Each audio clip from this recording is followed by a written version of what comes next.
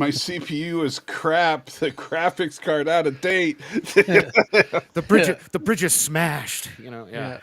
My office is a disaster. Don't you understand? I don't have an AMD chip. Time is a luxury you do not have, Admiral. Yeah. It's NVIDIA, for God's sake. All right, so welcome everybody to Star Trek 2, the mediocre-ish Trek film of I'd say everybody agrees that it's probably the most mediocre of all Trek. Oh wait, no, mediocre. I meant excellent, but same thing. Anyway, Yeah, yeah. by modern standard, mediocre is like the bar that they try to achieve in modern Star Trek. But Hey, look at this. We got the lovely Sherry here in pretty early. That's nice. well, I see what you did there. Lovely Sherry, pretty early. Yeah. Yeah, Yeah, yeah. see, very, very. Oh, look at it. Mom. Oh, of course, Mom's headed off to church as usual. Yeah. That's Why fine. That's is it okay. that she is okay? There's What something up, Truth? wrong with someone who is always heading off to church because I did a live stream at noon today and she was heading off to church. The day Seriously? before I was doing a live stream at like 3 in the afternoon and she was heading off to church. Now it's 5 o'clock and she's heading off to church. When, Penny, are you not heading off to church? Actually, why don't we just go with tell us when you're going home? Yeah, It right. might actually be. No, I want to know when she's not heading to church because there's got to be some time of the day that she's not actually actively heading to church. But it crazy. seems like no matter what time I start, in fact, every Sunday morning you're heading off to church. So when are you not heading to church? And I'll do a live stream then. Uh, Sorry. she'd still find a way to multicast everybody's she would, shows yeah. too. Yeah. She probably has a little earbud in the entire time she's at Bible study. I She's could just still see her listening. at church with her phone out, listening to the. Yeah. Uh, Oh, But and welcome Anthony. everybody. Hope everybody is well today. And Always appreciated, Anthony. Thanks for stopping by. And Jay Aldridge, welcome. with your tie loosened like that, Danny, you look like the disheveled guy that got home from a rough day at the office and needs his wife to pour him a martini. That's that's what I could you're, just take it off. I didn't you're have enough just time to like, change all into right, a honey, I t-shirt. need a martini. Get it for me now. And And Godson's got a question here for you. what kind of cake do I like? Oh man, that's a tough question because there are so many good kinds of cake. But I would probably have to go with chocolate. But what? You have a problem with chocolate? Really? Chocolate's gross, dude. I hate chocolate. Yeah, yeah. All right, Danny, you can no longer be my friend. Have you ever had peanut butter cake? Now that sounds disgusting. Oh no. Fly Exactly, me Jay. Is to Dean the Martin. That's what I was trying to moon. think of. Is Danny is Dean Martin? Oh, that's Sinatra. Never mind. Anyway, Yeah. Peanut Yeah. butter cake is awesome. Well, I would at least say, hey, I'm okay with you liking peanut butter cake more than I am okay with Danny disliking chocolate cake. That's a hey, crime against humanity. But what if you it's a know, chocolate and peanut butter cake? I wish they would have asked what my favorite type of pie was instead, because And lovely Sherry, cheesecake, I don't even count as cake. It's more of a pie. yeah. I mean, and yeah, because pie is on a whole different like I love cheesecake. Don't get me wrong. I love me some cheesecake. But I Godson with another never random question. What's up with do I this? know how to sword fight? Funny question. Technically, yes. However, could I physically do it anymore? Probably not. But yes, I I've mean, taken fencing way I can many. lightsaber duel. Does that count? No. What kind of pie do I like, Godson? Poontang pie. Oh yeah. No, you're supposed to use the line from the movie, man. Hair pie from Revenge of the And here, I Nerds. thought we were talking Yeah. about Star Trek. I was trying to think, when did Khan ever talk about pie? You know, I just picture that. But I never forget a face or that horrible pie you made in the mess hall. You know, so- Oh my God, Stan Lee! Come on now, keep it PG. My God. And Hey, he I took it. do love chocolate cream pie, banana cream pie. Cream pies are the best. So sorry, I know that's got a filthy connotation to it, but cream pie is the best pie. If you like coconut cream pie is good. Coconut cream pie is good, but the best pie of all is The Rock's favorite, poontang pie. Sorry. Wait, did The Rock actually ever say that? Yes. Oh yeah. Yeah. Really? Yeah. Oh yeah. That Back seems in a little the- filthy for him. Back in the Attitude Era. Yeah. Yeah. Yeah. I mean, I always pictured that he was more of a butt cream pie, but you know that's. Oh my God. Well, I'm just saying, you know, he's. You know, Yes, Anthony, we talk about that. They don't in the version we watched. Unfortunately, we did not watch the director's cut. They don't even mention that is his nephew in the movie, but we all know it is. Yeah. Those who Uh, know. and Sir says, I No. do love me some Boston cream pie. That is good stuff. Hey, we got Captain Fandom Nerd in the house. What's up, brother? So, Oh my God! And the lovely Sherry's just getting it even dirtier. That's nice. All right. well, The Rock, I mean, come on. We all know The Rock loves his nuts, and, you know, Danny loves The Rock's nuts. So, you know, there's that. Oh man. God, I'm so shiny. And he's like, I'd like to smell what The Rock is cooking. Let me tell you. Mm. You know, so that's Danny on a bad week.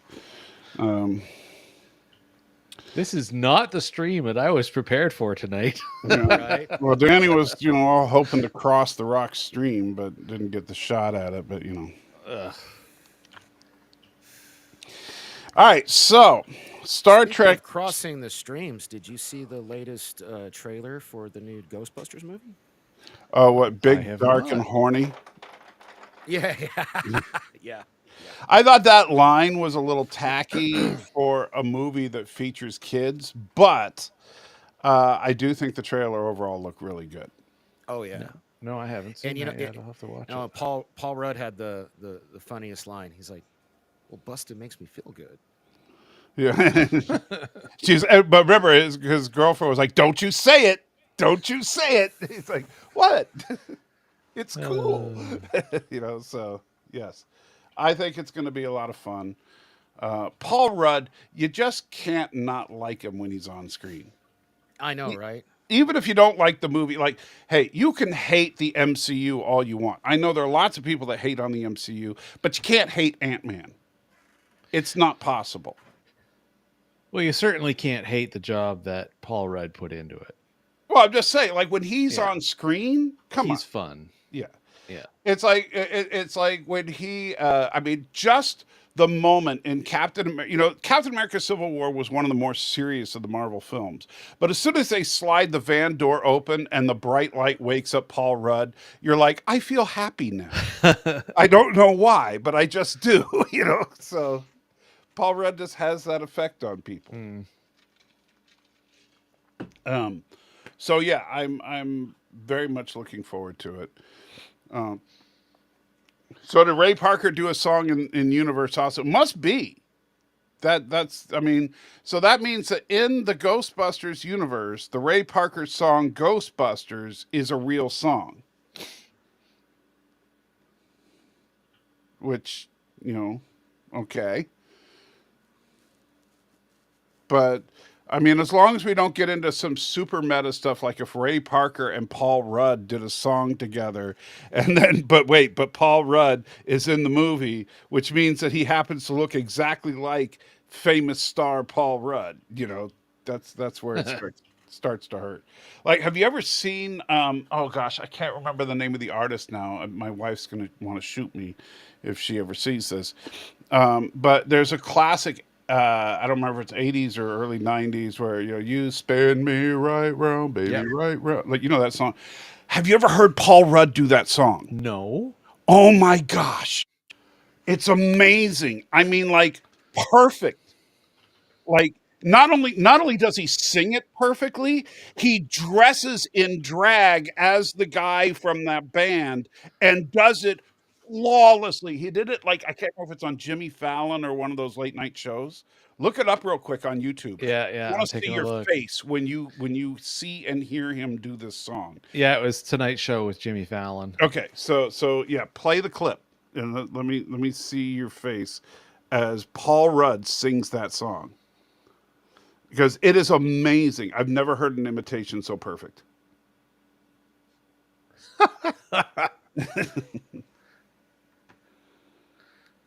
He's got some seriously huge 80s wig on. Yes. Have you seen it, Danny? You're Oh, muted. muted. I haven't. I thought he was going to share it with the class, but that's fine. I don't know that we could. Yeah, we might get in trouble if we actually Because play because it's a Tonight Show posted clip. Yeah, so So Tonight they Show might- would hit us. So NBC might get pissy. Well, Right. just But put it in the private chat so Danny yeah. can Yeah. take a look. Yeah, it's pretty funny. Because it's amazing. I was, I don't know how we got on this whole Paul Rudd thing, but Paul Rudd, Because I brought up Ghostbusters. that's true. But Paul Rudd, man, if I could meet a celebrity and just hang out with them, Paul Rudd would be high on that list, because he seems like the kind of guy I just want to hang out with. I don't even care about, like, I don't even want to know what you're in. Just let's hang out. My number one go-to answer my whole life has always been William Shatner, especially now that he's like. Well, but I've met William Shatner, so as you know, I mean, I met him too, but I haven't got to hang out with him. You know what I mean? Like, well, I understand, but I'm just saying that's not like if I had a bucket list of celebrities, I've hit that one. I've So I'm still waiting for Danny to actually see the clip. Yeah, just kind of jump through and just look at the crazy, because they keep. Did you send it to me? It's in the private chat. For the private chat in Evie Mux. You've heard of it, right? Oh yeah, there it is. Evie Mux, the program that you're using right now to communicate with. Yeah. And yeah, Sergius, I think Paul Rudd was an excellent choice to bring into Ghostbusters, because he just brings fun wherever he goes. Thank you. Dead or Alive is the band. Thank you, lovely Sherry. I missed that. That hair, that's hilarious. Yeah. But listen to him sing it. That's him singing. That's not him. That's not him dubbing it. All right, let's not get us a copyright strike. It's he's leaning in hard on that singing, man. It's yeah. Yeah. That's hilarious. No, that's good stuff. Yeah.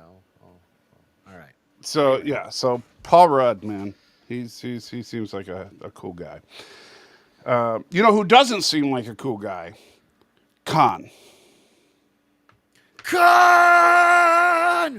Probably not that great a guy to hang out with. No. Yeah. If he's not trying to kill you, he's gonna try to make you feel like you're as dumb as a rock. The only exception is Joaquin. His For some superior reason, he has a man boner for Joaquin. However, Joaquin ends up dead, so it doesn't really matter.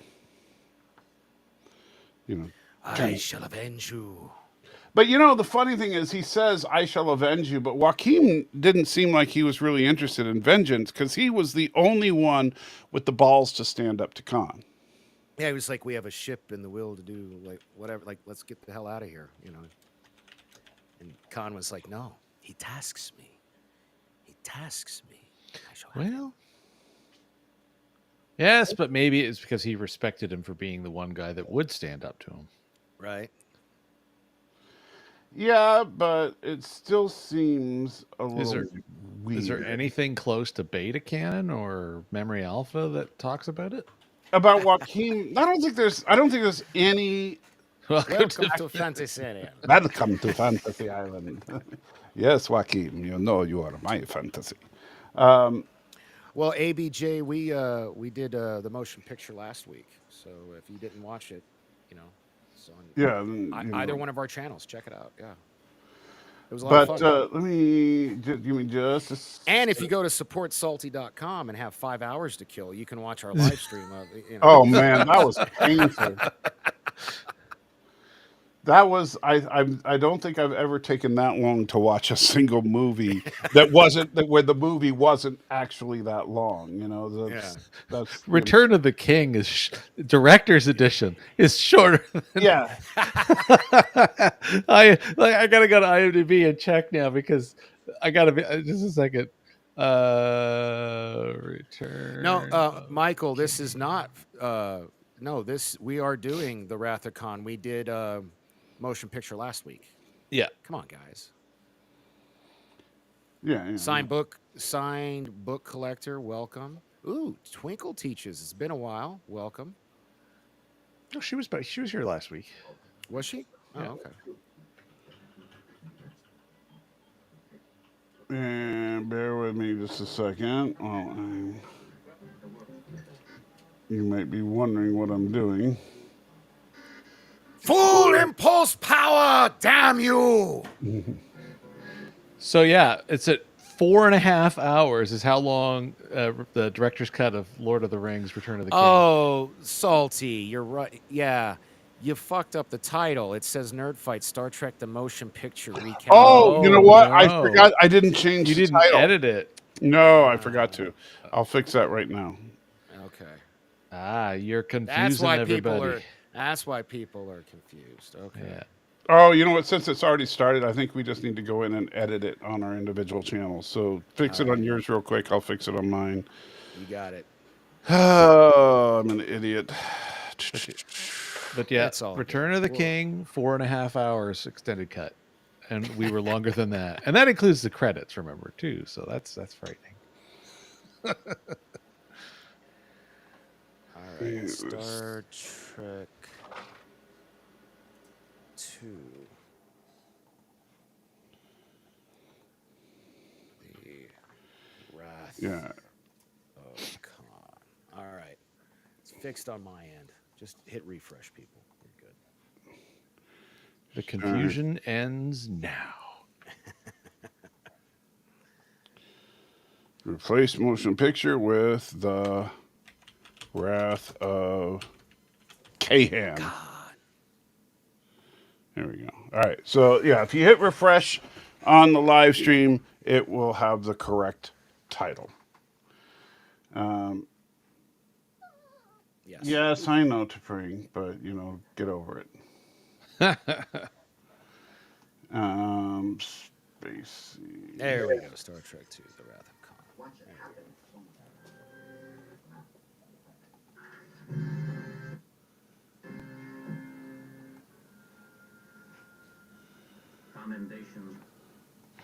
All right, so why is the pause button missing here? This is driving me crazy. I don't know, but I'm going to try to do this here. Bear with me, guys. All right, so if we go share screen, window, share. And all right, so as you can see, Captain Kirk plopping over. Where am I? No. Okay, right here. Go back to that shot of Uhura. Oh, shut up. Okay. The guy in the foreground in the red jumpsuit, the closest one to the camera, that's Joaquin. Yeah. Really? Yes, right here he says Joaquin. And so, yes, that is him. Yeah. So, Yeah, and he's credited as such in IMDb. Looks nothing like the guy they got for. yeah, I know. Then they got Bennu from the Phoenix to be him. Tell you what, that's a sexy outfit on that one chick, though. What's up with that? Man, you gotta love the 60s. Yeah. Yeah, I mean, I'm not complaining about the way that the women dressed in the original series, because you notice they all were wearing like next to nothing with like a mesh thing over it. Which is actually quite funny considering that it wasn't that long before that you had Whoa, whoa. Dan, why? Why are you gonna leave? What's up? Oh my god. Somebody the doesn't like Wrath of Khan very much. I Dream of Jeannie. Jeannie couldn't have her belly button showing. Right. Because that was controversial. Yeah.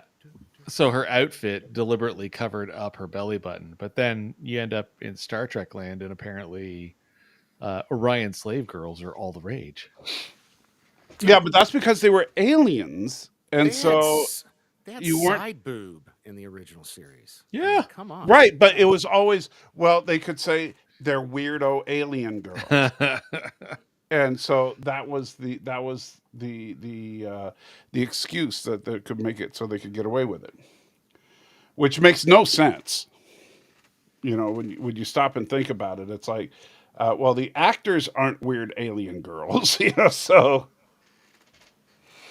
Um, so yes, Michael, I believe Joaquin and Joaquin are the same person. Mm. Um, Oh, this is interesting. From an apocryphal perspective, so extended right, content. Joaquin was supposedly killed defending Khan from a rebellious augment who tried to take over the underground colony on SETI Alpha 5. Hmm. So well, clearly that's got to be from a book. right, Yeah. because Yeah. The novel called To Reign in Hell, The Exile of Khan Noonien Singh. yeah, but they're the same character. This is SETI Alpha 5.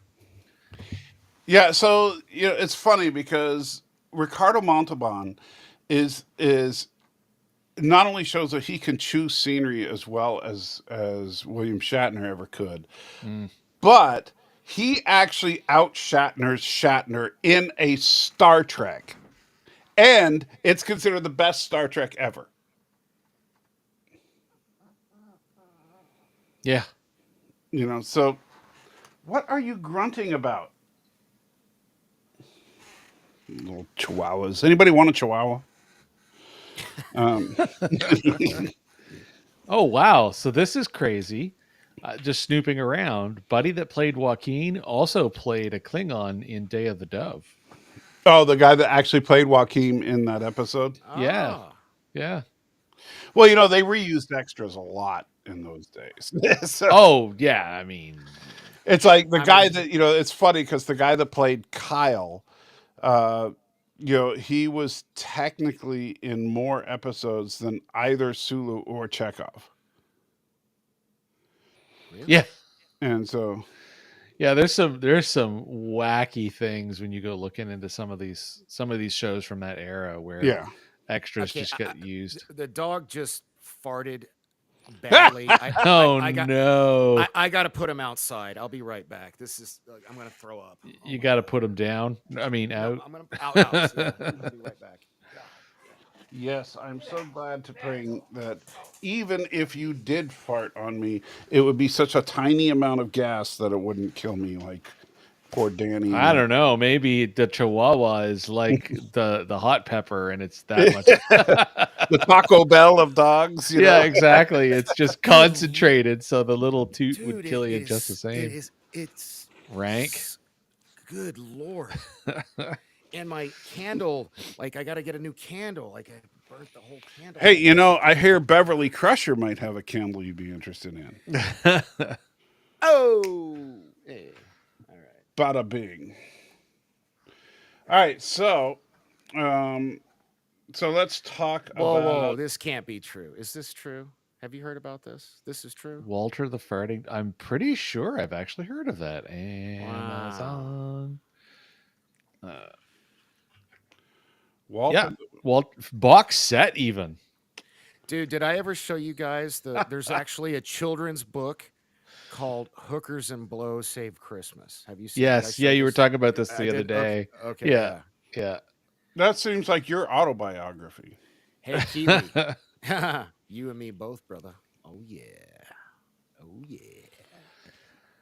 Well, you know, Ah. I understand you would do her today, and I think you're the only person left on. Dude, she's so hot. What's wrong with you? She's the hottest Gilf, the great Not. grandmother. She's a ever. gigagilf. Yeah.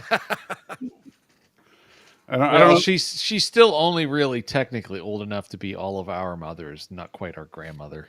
Yes, but if she's old enough to be my mother, there's a problem.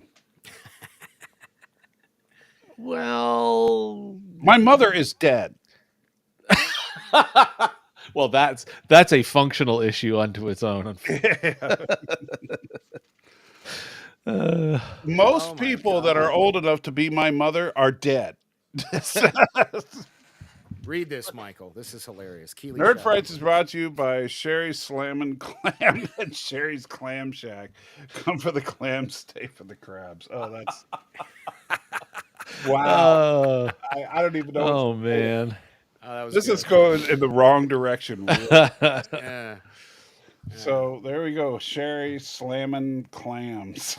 Trust. I didn't put the dog down. I put him outside because he's got a farting problem, and I don't want to throw up on the stream. It's that Danny wants to put the dog down. He's all out of Vicks. Oh, hey, You know what? Stan, don't you dare! Don't you? That's not cool. Not But cool. hey, but you know, Michael Vick. Speaking of Vicks, I think Danny and Michael Vick could work something out. Or do you not remember Michael Vick? Wasn't he the guy doing those dog fights? Or whatever? Exactly. Oh, okay. So I'm just saying, you know. Dude, she's my mother, bro. Stop it. What is wrong with you? Hey, she looks better than frickin' Gates McFadden. No, wait, no offense, Mom, but not at all. Look, Not even close. I'm not into gilfs, but Holy yeah. smokes. Okay, you know what's crazy? She's only the same age as my parents. Really? She looks horrible. She's basically a year older than my dad, give or take some months. How old's your dad? 73. 74, 73. So she's 72.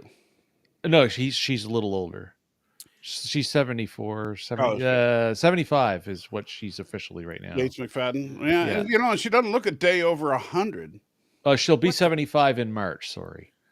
Wow. And Gavin, it's funny you say that. I actually am a director of operations, so technically, I guess I am an executive businessman. But Hey, the cooler the title you get to throw on the CV for later, man. yeah, right. Yeah. It's like some people they just that's you know people wonder why they jump around a little bit. It's like you're chasing credential clout. So, Hey, I was a marketing director for 10 years, and now I'm a director of operations. Let's see. There if I you can go. Right, Hang yeah. on to that for at least Yeah. a year. We'll Yeah. see. but do you have Genesis? No. Yeah, see, it's not the same then. All right, so Although he can at least plead that his T-Mobile might not let him upload it. yeah, T-Mobile with Genesis technology. Hey, you talk all the smack you want. This I literally use the Generally, T-Mobile it's been 5G. pretty good. Yeah. Yeah. Well, you know, But it's been good for crap. Yes. No, con is misspelled in Michael's stream, not mine, but that's because he's dyslexic. So be nice, behave. But it's correct on mine. So, maybe Michael, come over to my stream, because I know how to spell. Or you could stay on the far superior stream. yours is superior.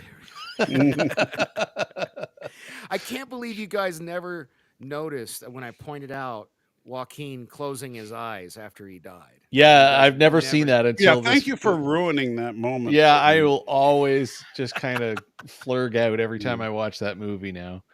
Yeah. You know, My mom pointed that out to me when I was like 6. So like I've had to live with that my whole almost 40 years. Oh man.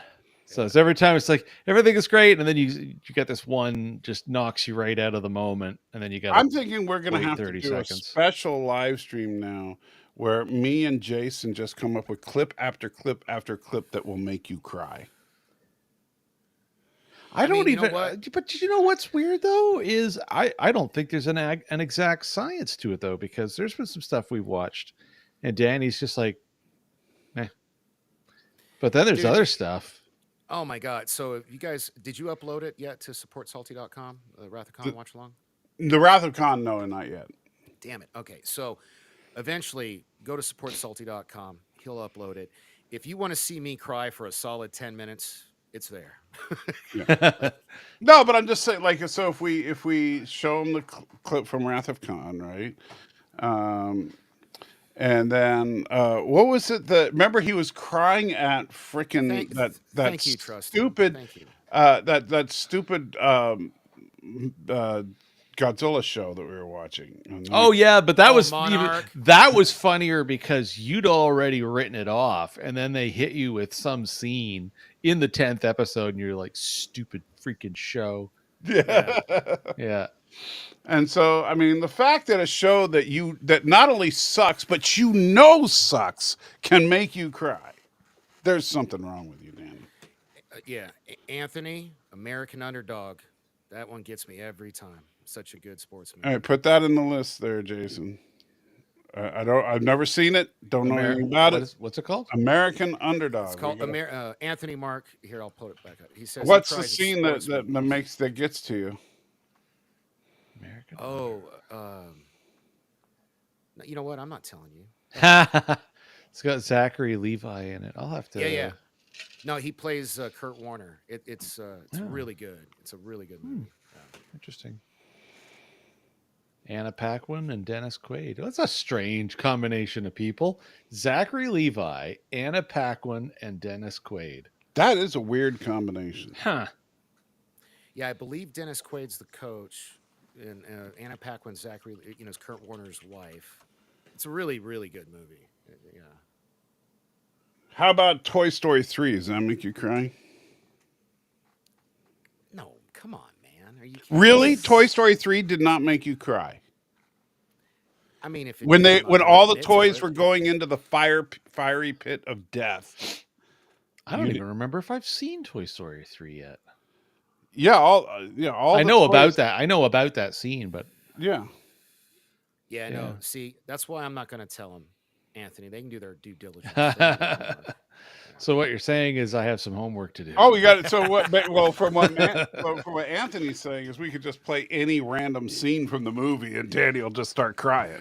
So Maybe. I mean, Yeah. I did cry a few times. It's a good movie. It's a really, really good movie. how about Titanic? Did you cry at Titanic?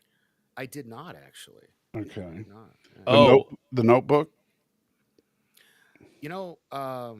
I have purposely avoided that movie. Oh, we're gonna watch The Notebook. oh, actually, if you want to just if everybody needs a really good cry or find out if you're actually a psychopath, watch The Boy in the Striped Pajamas. Never even heard of that. That's the one about the concentration camp, right? Yes. Yeah. Okay. And I cannot tell you how the whole thing goes or it will ruin it. Yeah. But let me tell you, about 10 minutes in, I basically, maybe 20 minutes in, after that, I was basically a complete sobbing mess for the next hour and a half. Well, look, I mean the what X-Men First Class with Magneto at the concentrate. Hell, that made me cry. So that would. Oh yeah. Oh, I have a scene that you could watch that we'd find out how fast you could turn to complete and utter. And I'd be right there with you. So I can't even hardly watch that episode without crushing. There's a scene in the 9th episode of Band of Brothers. The episode is called "Why We Fight," and because it's a true to life story and there's very little inaccuracies, it's when the 101st Airborne find one of the camps that are on the western edge of Germany. And then they have to lock them all back up again. Because if they just feed them, it'll kill them. Really, Stan? That makes you cry? That doesn't even tear me up at all. End of Spider-Man 2. Yeah, come on. Yes. It's You know like, what I would, I don't think Danny would even survive the viewing experience, but we could try watching, Old Yeller. That's exactly what I was going to say. No, actually have a funny story about that. We watched that in school when I was a kid, and I got picked on because I cried in front of everybody. And it was Aw. terrible. Yeah, it was terrible. It was terrible. Well, that's So not Old good. Yeller will. Okay. How about Brokeback Mountain? Did you cry at that? I've never seen Brokeback Mountain because I don't want to see Jake Gyllenhaal kiss the Joker. I just like I can't. Yeah, I can go my whole life and not have that stuck in my head. Yeah, I have no intention of ever seeing it, but I was just thinking about putting it on and just watching you. Like I would watch you watching Brokeback Mountain. If you guys seriously, all you got to do is go to whenever he uploads it. You're really slow on these. We watched this Saturday. All you got to do is watch the scene where One of where us Bu- here where is in where severe where pain. I'll have you know. okay, Just well when Kirk says, great job, Scotty, and then it's Bones, he's like, better get down here. down here. God damn, just thinking about it. No, man, just like from that, wow, no, from that second until the funeral Don't scene. grieve, Admiral. Oh God, why are you doing this to me? Yeah, Well, we're gonna be touching on the scene in this yeah, fine dude. evening here.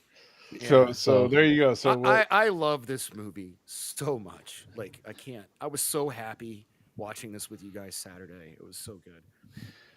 Yeah, it was one of my first 5 VHS tapes I ever bought.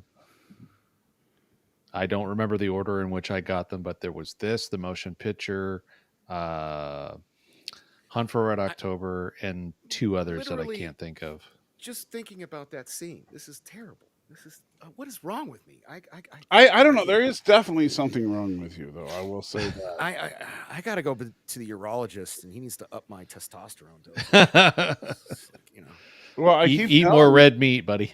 I've got a big old box of tampons for you. That's all I can say. Because you cry at every little thing. That's not true. Certain things. Better get down here. Better hurry. Hurry. Asshole. You're such an asshole, man. See? Oh man! And then you can hear that music as it's Oh, I swelling know. as Kirk is running to get into the And then the he engineering- slides down the ladder. Super. Yeah. Oh my god. He'll die. He's dead already. Oh god. We're never gonna make it through this. No. Just the rest of tonight's live stream will just be me and Jason watching Danny cry. That's it. It's just it's so good. I mean, It is. Don't get me wrong. I mean, like I'm not gonna lie. This was one of the first times I ever cried in a movie, and it's one of the few scenes in movies that will always get me. Like I tear up every time I watch this movie. So you really want to pick on me? You know what movie? The first movie I remember crying at. My mom took me to see Transformers, the movie, the animated one. oh, you got surprised by the whole Oh, when Prime Optimus dying. got off. Yeah. And the kid's name is Daniel, and he literally says, "Don't grieve, Daniel." I bawled like a baby. I was like, "Oh All my right, god!" so now I know what I got to download. Yeah. So Optimus Prime saying, "Don't grieve, Daniel." I say it's on my Plex server if you need a good cry. Captain Phantom Nerd, not wrong there, but that's fine. Yeah, that's about that is I'd say take out stock in Kleenex, but they don't sell in Canada anymore. well, you can still buy their stock, right? Maybe Until Danny dies, Kleenex is going to be doing just fine as a corporation. this is true. Well, I just think that that's a safe bet. God hates me, so I'm gonna live forever. Don't worry. Kimberly Wow. Clark. Can I buy Kimberly Clark? You want to buy Kimberly Clark? Well, that's Hey, who owns Mr. Kleenex. CCDV, what's up, brother? Hey, you're in Salty's channel, not mine. Yes, the proper channel, Oh my god. not the crappy channel, like the one that on Hey, your. I finally crawled up to 375. So Nice. you You're know getting there. that's not. Yeah. So, um, Jesus, Sherry. Unless you don't have a soul, everybody did. What the hell? okay. Let me tell you a story about that because I never saw Bambi when I was a kid. Now, Hmm. also keep in mind that I grew up at kind of an odd time for Bambi because Bambi was released prior to my birth and was re-released after I was an adult. And so when I was a kid, you couldn't watch Bambi, right? Unless you Really? and so yeah, there was when I was a little kid, there was no way to watch Bambi, so I couldn't see it when I was a little kid. So and then by My the time mom, I don't know if she's still in the chat, but my mom, and this is where I got it from. she's too She was busy a heading to church. yeah, she was a huge, you know, those big poofy VHS Yeah, the out of the tape. vault collection. Yeah, my Yeah. mom was she bought them all. So yeah, I mean, I was a Disney kid. Like we had Well, them and well, all. that's the funny thing about it. Like with Bambi. By the time it came out of the vault as a VHS release, I was too old for it. Well, And I was going to say because CCDV, VHS. we watched it Saturday. We're just reviewing it today. If Yeah. you want to watch yeah, us we're not watching going to it, get my channel go to shut down support by showing Salty. Star Trek Yeah. 2 on my channel, Mr. Go to C. supportsalty.com. You can watch us watching it on his Patreon Yeah. if you really want to, and especially if you want to see me cry. Some See, more. yeah, Solid 10 I was minutes. going to say, Yeah. Uh, more. Yeah. Yeah. but yeah, I mean, like video rental places like National Video didn't even exist until like 82, 83. Right. Let alone there being, serious releases from the Right. So likes of I Disney. was too old for Bambi at that point. Yeah. In fact, Optimus Prime was my first man crush. I didn't even know that Bambi was a boy. I always assumed Bambi was a girl's name. Well, yeah, because of the way the Wait, wait, name wait. gets used. Yeah. I thought. Wait. And Hold up. I thought Bambi was a girl. Nope. Bambi's a boy. Bambi Bambi's is a a boy. boy. He's a buck. Yeah. Oh. He Hey, becomes king of the Chief forest. Cook. Welcome, buddy. Yeah. It's been a minute since I've seen you anyway. So then they re-released Bambi. Oh, And come on, CCDV. It's what? What's your Patreon? Like $5 a month? it's Something cheap $5 like a month that? to see Yeah. to see Danny's full-on man tears. Yeah. Well, I don't even know I call them man tears. They're more like man boy Don't. tears.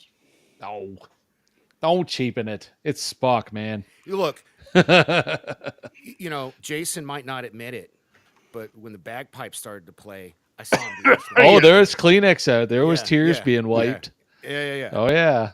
Anyway, they re-released Bambi to theaters in like the 90s, I believe it was. Something like that. Oh, they did? And yeah, you could probably look it up faster than I could, research department. Yep. But so my wife decided to take me to see it on that re-release because she found out I'd never seen it. And she was absolutely shocked that I'd never seen Bambi. And so we went to the theater and saw and because we were taking my wife's little sister. 1988. Okay, yeah. So that was when my wife and I first got together, and that would have been her. So my sister-in-law, who's now, oh man, she's old enough to date you, Danny, but See, she was like 3 years this- old or something at the time. I was like, See, just just reading this. yeah, I know. That's the line that gets me every time. And the way that he quivers on that is Yeah. with the most human. Oh God. No, But anyway, you got, yeah. So we're in the theater and watching this movie and keep like with my little sister-in-law who was only like 4 or 5 years old at the time. I don't even think she was that old. I'm trying to think. 87. She was probably like 3 or 4. But anyway, like I said, old enough to date you, Danny. That's how old I am. Is so. But she so we're watching the movie, and then the hunting scene happens, and I lost it. I absolutely lost it. Really? Yes, when Bambi's mom was shot dead in front of him, holy crap! I did not see that Yeah, coming. you know what? You hacked the Matrix, CCDV. You said one line, you made me cry. You Didn't have did. to pay. Yeah, that's fine. Whatever. You know what? Spoiler alert. Whenever we actually get to the movie proper review, I'm Oh, probably gonna cry. Yeah, I'll be crying Yeah, a few yeah, more times. yeah, So yeah. yeah. So, but yeah, when I looked at my then fiance, but I was like, look at her. You didn't say they killed her. You know, it's just like I was a mess. I did. Oh, that's so funny. Yeah, I did not see that coming. So yeah, Bambi's mom getting shot dead in front of him was something else. And like I said, I didn't even know me, Bambi was a dude at that point. trust in me too. I literally, you saw me learn on this stream. Bambi was a dude. I thought Yeah. Bambi was a girl this whole time. Yeah, Bambi is absolutely a dude. He's king of the forest. All right. Yeah. So, we're gonna have to watch Bambi together sometime, just so we can watch Danny lose it. We actually might watch Danny and me lose it because I haven't Yeah, you seen. might get a repeat. Eh?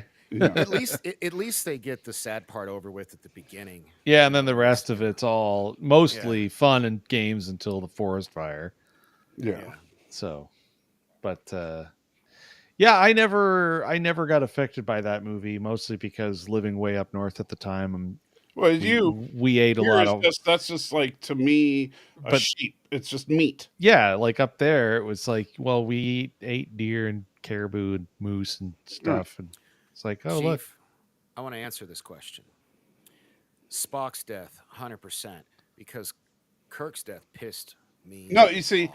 which is more painful to watch is the question. I would say Kirk's death because Okay, Spock's death, while traumatic and does bring out the man tears for me, and Kirk's death does not make me cry, but it is painful for me to watch that. so they here's kill, actually and they kill him twice. They kill him yeah. twice. What So the here's a fuck? better question though: would it be Would it be better to juxtapose the problem with the word hurtful and painful, as opposed to say traumatic and painful?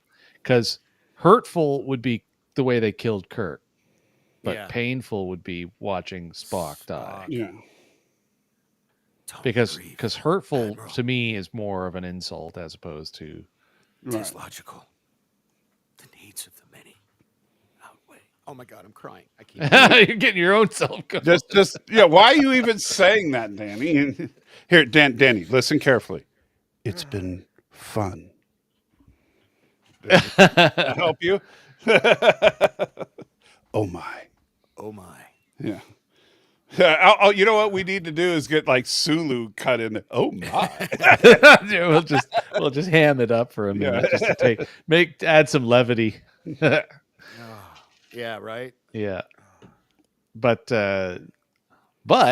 interestingly enough, and one of those fun little factoids that I only learned many years later, we open up the movie with a complete fake out because everybody found out that Spock was supposed to die. Right. Yeah, we talked about that on the yeah. So this entire opening scene effectively Which became- became I love that. He's like, "Aren't you dead?" Yeah. But the funny thing about it is that the opening scene here that we're going to get to right now, the Kobayashi Maru, is become legendary among Trekkies. Right. This whole scene with the Kobayashi Maru sequence has just become the source of so much lore and so much speculation. And like, how would you deal with the Kobayashi Maru? How did they? There's even the book. Maru Yeah, if you haven't read it, it's actually a good original OG cast book. Is the Kobayashi Maru? It's a good book. of my solution. Yeah, all right, Danny. there he goes. Tried to warn him. And he's gone. Yeah. But the Kobayashi Maru became the stuff of legends in the fandom, and yet the whole scene was created to cover up a mistake. Yeah, I know. That's Yeah. and it's funny because it's another one of those demonstrations of how when you have very skilled storytellers and craftsmen involved, how something can still be spun around to be something so much better than what it could have been. And just as a side note, it's like one of the crazier examples that I remember coming across in the last few years watching documentaries on is that the original Rambo First Blood, which I think is just technically called First Blood, Yes. was something on the order of 3.5 hours long in its first cut. And then they went back and had to recut the entire thing, and then we got what we did. And uh the three of us here at the house actually watched it together during the pandemic at one point, and I forgot how surprisingly good that movie was for the era. And to think that they took a 3.5 hour movie that some people literally called unwatchable and turned it into that Right. shows that, if you put your mind to it and if you have a good enough set of people around you, you can really, really knock it out of the park. So, and much to James Lore Reloaded's credit, he when he talked about this particular movie and the big surprise attack scene later is where he focuses a lot of his time. He points out the fact that there's not a lot that functionally happens. They just know exactly how to set the story beat Right. throughout Yeah. this entire movie. Star Trek 2 has a very simple story to it. Very few plot points to it. But it's every single one of those beats is executed flawlessly. Yeah. And Yeah, and the as we spoke a few times now, their use of the music is just flawless. Oh, yeah. yeah. James Horner, I said this when we were watching it, but this is James Horner's magnum opus. He never has done better before or since. Yeah. Yeah. And Now, one thing we never said when we were watching it, and I'll bring it because I was saving it for tonight. We did remark that there's no music during this entire training scene. yes. Yes. However, I kind of wonder if it was inspired to do that because of Alien. Because nobody ever did movies with zero music in high tension scenes until Alien was done. Because there's not a lot of music in Alien. You know, that's a if I ever get to ask Nicholas Meyer a question, that's the one I'm going to ask. Yeah, because my honestly, speculation has always been that the reason for no music in the Kobayashi Maru scene was exactly because this was basically an extended reshoot. That they didn't have James Horner didn't have time to compose a full Kobayashi Maru suite before the release of the film. Either way, Yeah, that's It how I always thought. works. I thought it was a It- happy mistake. yeah. well, and it very well that could be the case, but it's definitely something that hit me on the weekend was is there some possibility that there was some inspiration taken there? But This is I the mean, Kobayashi Maru. To yeah, answer somebody in the chat, no, the Kobayashi Maru is the name of a ship. It doesn't mean ship. I saw that earlier. I can't remember who said it. I think Well, Yeah, and I I think have the Mar- stats for the Kobayashi Maru. I on think the screen. Maru is Japanese for sea or something like that. Yeah. Because if being a World War II enthusiast, there's a lot of ships in the Japanese merchant fleet that were something or other Maru. Mhm. So So Maru means circle, and it says that the term is often attached to Japanese ship names. I wonder if it means because of the globe, like going around the world Yeah, and stuff. and the first ship known to follow this practice was the Nippon Maru, flagship of 16th century Japanese fleet. Second meaning is means correct. So the circular shape meaning correct. Hmm. And Kobayashi, by the way, means small forest. Small forest. So the ship, literally, the title means small forest in a circle. I mean, if you, um, in case anybody cares. All right, so let's get back to here. All right. Uh, Damn, we've already been streaming an hour. That's Yeah. crazy. Yeah, This we has had flown we by. had Yeah. the well, we've been intro enjoying was watching you huge. cry. That's the thing. Yeah. Sorry. I do think it's interesting, though, if you notice that the captain of the Kobayashi Maru is also Japanese. Yeah. Kizuro events. Yeah. Yeah. Oh yeah. I You never know, noticed that before. so yeah, it's like coincidence, or is Starfleet just racist? I'm beginning to think Starfleet might be a little racist here.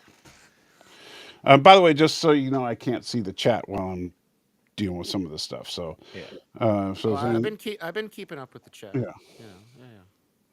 Yeah. and yes, ABJ, Nippon is Japanese for Japan. Yeah. You know why we call it Japan when we should be calling it Nippon? I have no idea. That never made sense to me. Like I could never understand why you sometimes translate proper names to completely different sounding proper names. That is a issue that spans way more than English. Oh, I know. I'm not saying that we're unique in it, but like Yeah. even like to get on the religious side of things, why do we call Jesus Jesus? His name wasn't Jesus. It Well, was Yeshua. you could thank the Greeks for that. But it still makes no sense. Why did the Greeks change it from Yeshua to what is it? I can't remember the Greek pronunciation, but it's Well, Christos is Christos is his title, is his title, yeah. right? But the reason why well, in that particular case, the reason why they did that is because too many people were named Joshua. Because that's basically what that Come translates. on, really? Yeah. And no, that's the thing, Mr. CCDV. Jesus is not easier. Joshua would be easier. Yeah. Yeah. The transliteration for Yeshua into English is Joshua. Right. But even then, why change Yeshua to Joshua? Why don't we simply have the English name Yeshua? I don't know. Why did we ever change it? And the same thing here with like Nippon to Japan. Why did we change Nippon to Japan? There's no logic behind it. But then you've got names like mine that are Greek that are insanely ancient and they've stayed effectively the same for thousands of years. But then names like mine translate into almost every major language and yet have a different pronunciation. Like there's Michael, Miguel, Mikhail. There's like all these different pronunciations of my specific name. Yeah, I know. It's It makes no sense. yeah. And We're meanwhile, Annie's wacky. making a dildo or something. I believe that would be a burrito. Oh, okay. I would hope it's a burrito. I'm actually not going to tell you what it is because it just opened. It's just going to make it worse. Yeah, Oh, so it is a dildo. it's a sausage. Well, Yeah, You couldn't leave it alone, man. You couldn't leave it alone. Oh goodness. So yeah, but anyway, why we changed the name, who knows? But this whole scene is effectively a reshoot, which is also why it reuses footage from Star Trek: The Motion Picture for the Klingons. Right. You know, and which is really funny because when you see the Klingons fire, that it's so obvious that they're not firing at the Enterprise. Yeah. Yeah, because they'd be firing over the Enterprise based on the view from the bridge. Hey, maybe they're using the Last Jedi physics or something. Well, Sorry. that was mean. All right.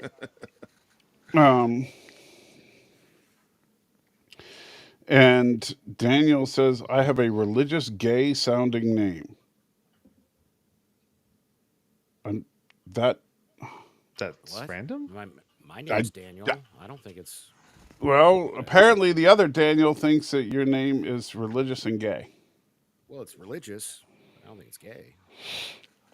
Well, I mean, unless you just take Daniel translates literally to "he who cries at the drop of a hat." That'd be funny if it did. Uh,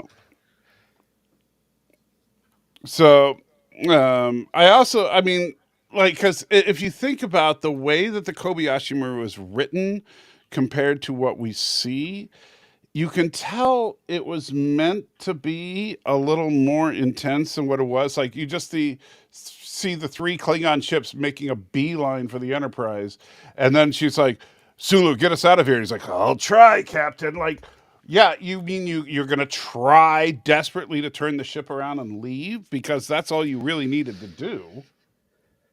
Well, they were in over their heads, remember? So No, but within the bounds of the test, if they had a just left, then Why didn't you just because it was one of those. It was because it's the no-win situation or scenario. So the Kobayashi Maru would be lost, but the ship would survive. So Yeah, but why was it so difficult for Sulu to, flip a U-turn and leave? well, first off, if He we're going wanted to go Savick to that fail. deep on this, let's remember combat ranges in Star Trek are measured in like orbits of planets distances. Yes, I get that. But I'm saying that there's no reason that Sulu would have had a difficult time getting out. Well, not orbits of planets, but orbits of moons at least. Right. But yeah, like they're huge. Like hey, tis Brian, no Star Wars. They're not shooting at point blank. welcome. Yeah, I just don't buy it. I'm sorry. Um, and, I mean, granted, the Klingon ships still look great. Even if they're obviously, just reuse of shots. But that also follows the classic Star Trek tradition. I mean, all the back to the earliest days of the original series, reusing shots is something that Star Trek Yeah. was well known for.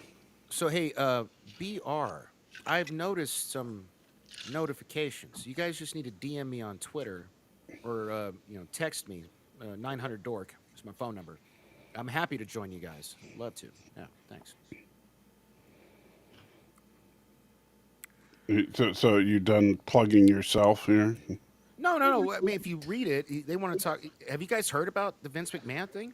No, Like he no. Do pooped. are you really asking me that question? It was in the Wall Street Journal. That Dude doesn't mean squat to pooped me. It's still talking about Vince McMahon. pooped on a woman's head while John Laurinaitis was banging her. Like how disgusting That and sounds like depraved is What? that? typical wrestling to me. Oh no, it's That sounds like terrible. something you'd probably do. Never. Oh, I don't. whoa. Well, actually, it's worse than that. Oh, Uh, just look it up. Research department. yeah, it's far worse than that. Yeah, So yeah, but the sex okay. trafficking thing Yeah, too. yeah, Yeah, that would be the So far we're worse talking part. about an Epstein level event here. it's Yeah, terrible. Yeah. Okay, yeah. well, that sounds horrible. But again, why would I care? Fair enough. I mean, you're talking about Vince McMahon. I Well, don't. I'll look. Okay, I'll say this: is that his finishing move? Blech. Oh my god. It's like the dog at your place, Danny. Yeah, His yeah. finishing move, he just makes you die from stench. That's No, like I know you have absolutely no respect for for professional wrestling. However, keep in mind, many people who have acted in many movies that you have enjoyed only got to where they did because of Vince McMahon.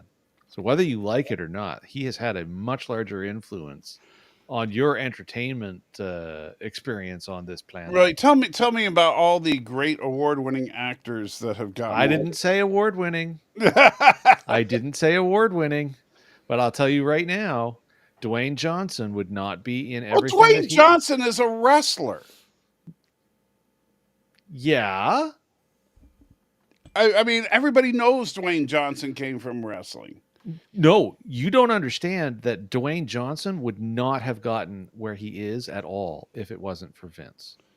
Yeah, of course. He's a wrestler. No, like he never even would have made it into the WWF Well, I don't care. because he wasn't a wrestler. He was a football player. And he decided he was going to pivot. Exactly, Stanley. Dwayne Johnson and John Cena. Who else? Oh, jeez. Well, I don't know. I don't Jesse even the know. Body Ventura. Hulk Hogan. Hulk He was a Hogan? Mr. Nanny. Okay, I mean, so you got 2 people per century. I mean, that's Well, geez, not a man, very like good track record. you're throwing me on the spot here, and you're making that like that's the proof that la la la la. no, Stan makes another good. Yeah, Batista. Yeah, Dave I- Batista. I- Yeah. But it was Dave Batista directly from Vince McMahon, and even if he is, would Guardians of the Galaxy have been able to succeed without Dave Batista? I would say yes. I don't I know. love Dave Batista. Don't get me wrong. I love him, but Yeah, but it's not like that's his only piece of work either. I mean, Batista's done a lot of other. yeah, but movies. Guardians is what got him. It wasn't Vince McMahon that made Dave Batista Dave Batista. What made him successful was Guardians of the Galaxy, and so He's and also so in Dune, and yeah, a but bunch Dune of came other- after Guardians. Everything you Yeah, can think of that he's in outside of Guardians of the Galaxy came after Guardians of the Galaxy. Nobody had heard of the guy before Guardians of the Galaxy. Nobody other than wrestlers, you know. That was a disturbing movie, Dinner Bells. Like, I'm not gonna lie. Yeah, you probably liked it though. Knock at the No. cat. I want to see that. It's disturbing. Well, I think Danny just wants to see Dave Batista all oiled up and. Well, he ain't oiled up in that. No. And same thing, Brian. Andre the Giant, Andre the Giant was cast in The Princess Bride because he was Andre the Giant. Same thing with Rocky. What was it, Rocky 3 or Rocky 2? Rocky. Well, Andre predates Junior running the show. His dad was in charge at the time. Yeah. So Hulk Hogan was in Rocky 3, if that's what you were referring to. Well, Andre the Giant wasn't he in one of the Rocky No. movies? No. Just Hulk. Okay. Yeah, So- just Hulk. All right, but yeah, I mean, these guys are in the movies because they're wrestlers specifically. It's just like when what's his name plays But Bones. that still doesn't. That statement on its own discounts the fact that if it wasn't for all of the ridiculousness that was created because of the McMahon family, these people would never have gotten anything. It's very arguable that if the sneaky unification of the entire professional wrestling world didn't happen, that it would never have become the phenomenon that it was, which would have eliminated an enormous launching platform for a great number of people that went on to both be B grade Why and are we A grade talking about movies. this anyway? Because you took this like absolutely unilateral position on a guy who has a vastly larger impact on your life than you dare want to even admit. That's why. I decided I was going to rail on you because fun. I don't see it. I still don't see it because Vince McMahon has not had a huge impact on my life. Just because, I mean, he had a bigger impact on the person he was pooping on than he had on me. That's for sure. Okay, well, that's great for you then, I guess. Well, it is great for me because I don't want Vince McMahon pooping on me. So I'm perfectly happy with going through my entire life without ever knowing what it's like to have Vince McMahon poop on me. And, I'm okay with that. Well, I can't disagree with that particular sentiment. That's Same. for sure. Yeah. So, anyway, So, so here's the Klingons firing at something other than the Enterprise, and everybody just okay. So, and I know we talked about this when we watched it, but and what a perfect freeze frame right here for the stunt person who is obviously not Nichelle. I mean, look at that, because that looks like a dude's jawline and shoulder profile and a probably is a wig. dude. Oh man, yeah, It's a dude in almost a Nichelle wig. guaranteed. I mean, And by the way, hats off to the poor stunt people of Hollywood, because dudes have been wearing fake boobs for decades, and most people didn't even realize it. Yep. Because this is a yeah, this was Yeah. some guy made a living dressing up as Nichelle from Star Trek just so a console could blow up in his face. Well, I mean, just remember when we did the watch along or the watch, yeah, whatever you want to call it. But remember when we did the whole Gorn series of episodes and movies, Mm-hmm. or well, episodes, no movies. And we were watching the original series episode in high def, and we all were having a good laugh at the fact that even Shatner had a full-on stunt double that absolutely looked nothing like him Right. when you're watching it in HD. So yeah, I mean, Yeah, but this poor dude. dude's willing to take a beating, man. I would not be embarrassed about dressing up as William Shatner. No, but yeah, either way, it doesn't matter who it is you're pretending to be. Those guys take it on the chin, and man, they just do not get the same pay they should. No. So not Michelle. So this also though, this is the first time we see that all consoles are designed with explosives and rocks. Yeah, So every computer console in Star Trek from this moment forward is jam packed with explosives and rocks. all the rocks. Yes, and all the explosives. And it makes no sense. It makes absolutely no sense that there are rocks littered about the floor of the bridge here. I'm trying to get a good shot of it, but I I can't guess really. it's like pieces of the whole, maybe. I don't know. They're rocks, though. They Oh look no, like rocks. it gets worse as time goes on, and I forget the YouTuber's channel's name, but he always goes rocks or something to that effect, and he points it out big time in Voyager, but he points at it a lot throughout the Berman era Trek. That Mhm. like once we got past the first couple of movies, it was just like everywhere, every panel, everything is rocks. Yeah, it makes no sense. Yeah. I can understand why and the explosives. Why is there? Look, I'm surrounded by various pieces of electronics. I'm pretty sure that this keyboard will not explode if something bad happens. Well, comically enough, the closest thing to anything rock-like would be the silica glass that makes up the side panel of your computer. Yes. Hey, look at that! You got a super chat. And why can't I see it? It's only on you. This scene doesn't have the overlay Oh in it. crap! Well, you should have told me. What does it say? I can't quite see it. Let's see. Mm-hmm. It says you have been and always shall be my friend. Thank you, Anonymous. And let me fix that in case anybody else decides to super chat in the coming. Let's see. Is it web And search? why am I out to lunch all of a sudden? What happened? Because this is the last time we used this screen. You didn't show up. You had that was the Work. actually Yeah, that yeah. yeah. I think it was on my first day of work. I think. Yeah. All right, so let me go back to here, and then I could have sworn I added the web-based thing for last week, but I guess I didn't. Let's see. Space Layer. rocks. Technically, they are space rocks. All right. So I guess My the dog's going crazy. I'll be right back. I don't know what's going on. I'll be right back. to probably gas. Half the neighborhood. Yeah. Oh man, those.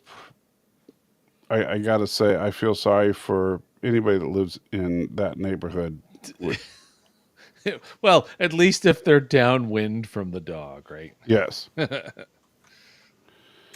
All right. So now we should be set in case anybody super chats us moving forward. While Danny is. I wonder if you could, like, I mean, the way that Danny describes that dog's gaseous anomalies, uh, I wonder if you can see it. Oh man, if I don't know, do we need to though? I mean, simply just hearing it, I think, is sufficient. Yeah, but I don't think he can hear it. I think it's all silent but deadly. Because you notice Danny will just be sitting there talking, and all of a sudden be like, ah, you know. Silent but violent. Yeah. uh, the dog should fart in the direction of Canada, says Thomas. Oh, really? It's like that, is it? Well, we could put the dog in a box and ship it to Canada.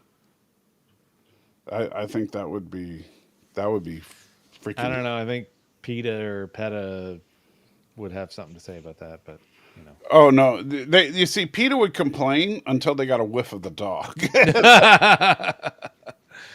And then they would give up. Yeah, I think that this dog is beyond.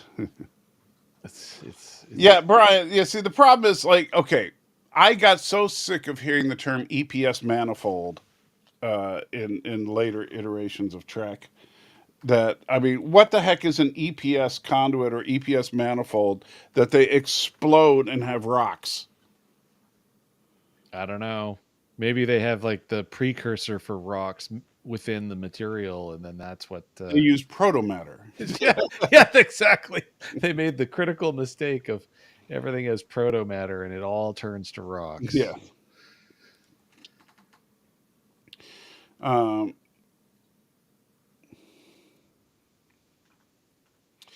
and Sir says going full mop 4 is a dog smells that bad. Well, yeah, I'll tell you, that dog, the way that Danny's described it, I don't think I'd want to. No, considering that even that one time I got him to rub Vicks under his nose, and he said that that barely masked it. Yeah, Whew. I don't even want to think about it. Ugh. And Brian suggests the EPS manifold is the descendant of the Ford Pinto gas tank. Now, first of all, I had a Ford Pinto. I've actually had 2 Ford Pintos in my life, and they're not that bad. They're perfectly adequate until they catch on fire. Well, apparently certain models had a problem if you took a collision from the back. They certainly did. But I personally never experienced anything even remotely like that. Well, did you get So, hit in the back though? um, Preferably not. no, I don't think so. I'm trying to think if I ever got rear-ended while I was in one of my Pintos that I've had, and I don't think I ever have been. Um, but I didn't hate the car. You know, I know everybody makes it out like the Ford Pinto was this horrible car. It really wasn't that bad. It was a, like you said, perfectly adequate car. Yeah, well, let's be honest, it's superior to the Chevette. Well, Because Chevette's a pretty crappy car. that's like saying a TV show is better than Discovery. Come on. Yeah, but they're both within the they're both within the same category of car though. They're both econo boxes. So But you know, the interesting thing about the Pinto is that a lot of the parts were the same parts that were used in the Mustang, and that was how my parents. I will tell you, I still will never forgive my parents. You know, if I see my parents in heaven, I'm going to yell at them for this because I'm never going to forgive them. Is the fact that my cousin had a 1964 and a half Mustang convertible. That is the Mustang to own for anybody that doesn't know anything about Mustangs. That was the original 289 with, and it was the first model of Mustang that was a convertible. yeah, the pony car one, yeah. Yeah. And so my cousin had one, baby blue, all original, beautiful car, and it was in immaculate condition. And he was moving overseas for a job. And so he offered to sell me this classic car for $500. And I was and I was at the time I was like 16 years old. So it was like a dream come true, right? So I was like, heck yeah, I'll buy the car. And my parents wouldn't let me buy it. Oh. And then it was many years later that I explained to my mom just what a 1964 and a half Mustang convertible is worth. Oh man. Yeah, especially if you didn't rag it out. Yeah. Yeah, no, this was all original. Like I said, No, it's I mean if you didn't rag it out, because I right, mean you were young at the time. Because true. But it was also the classic baby blue Mustang. You know, just oh, nice. it's a beautiful car. Mm. And yeah, never.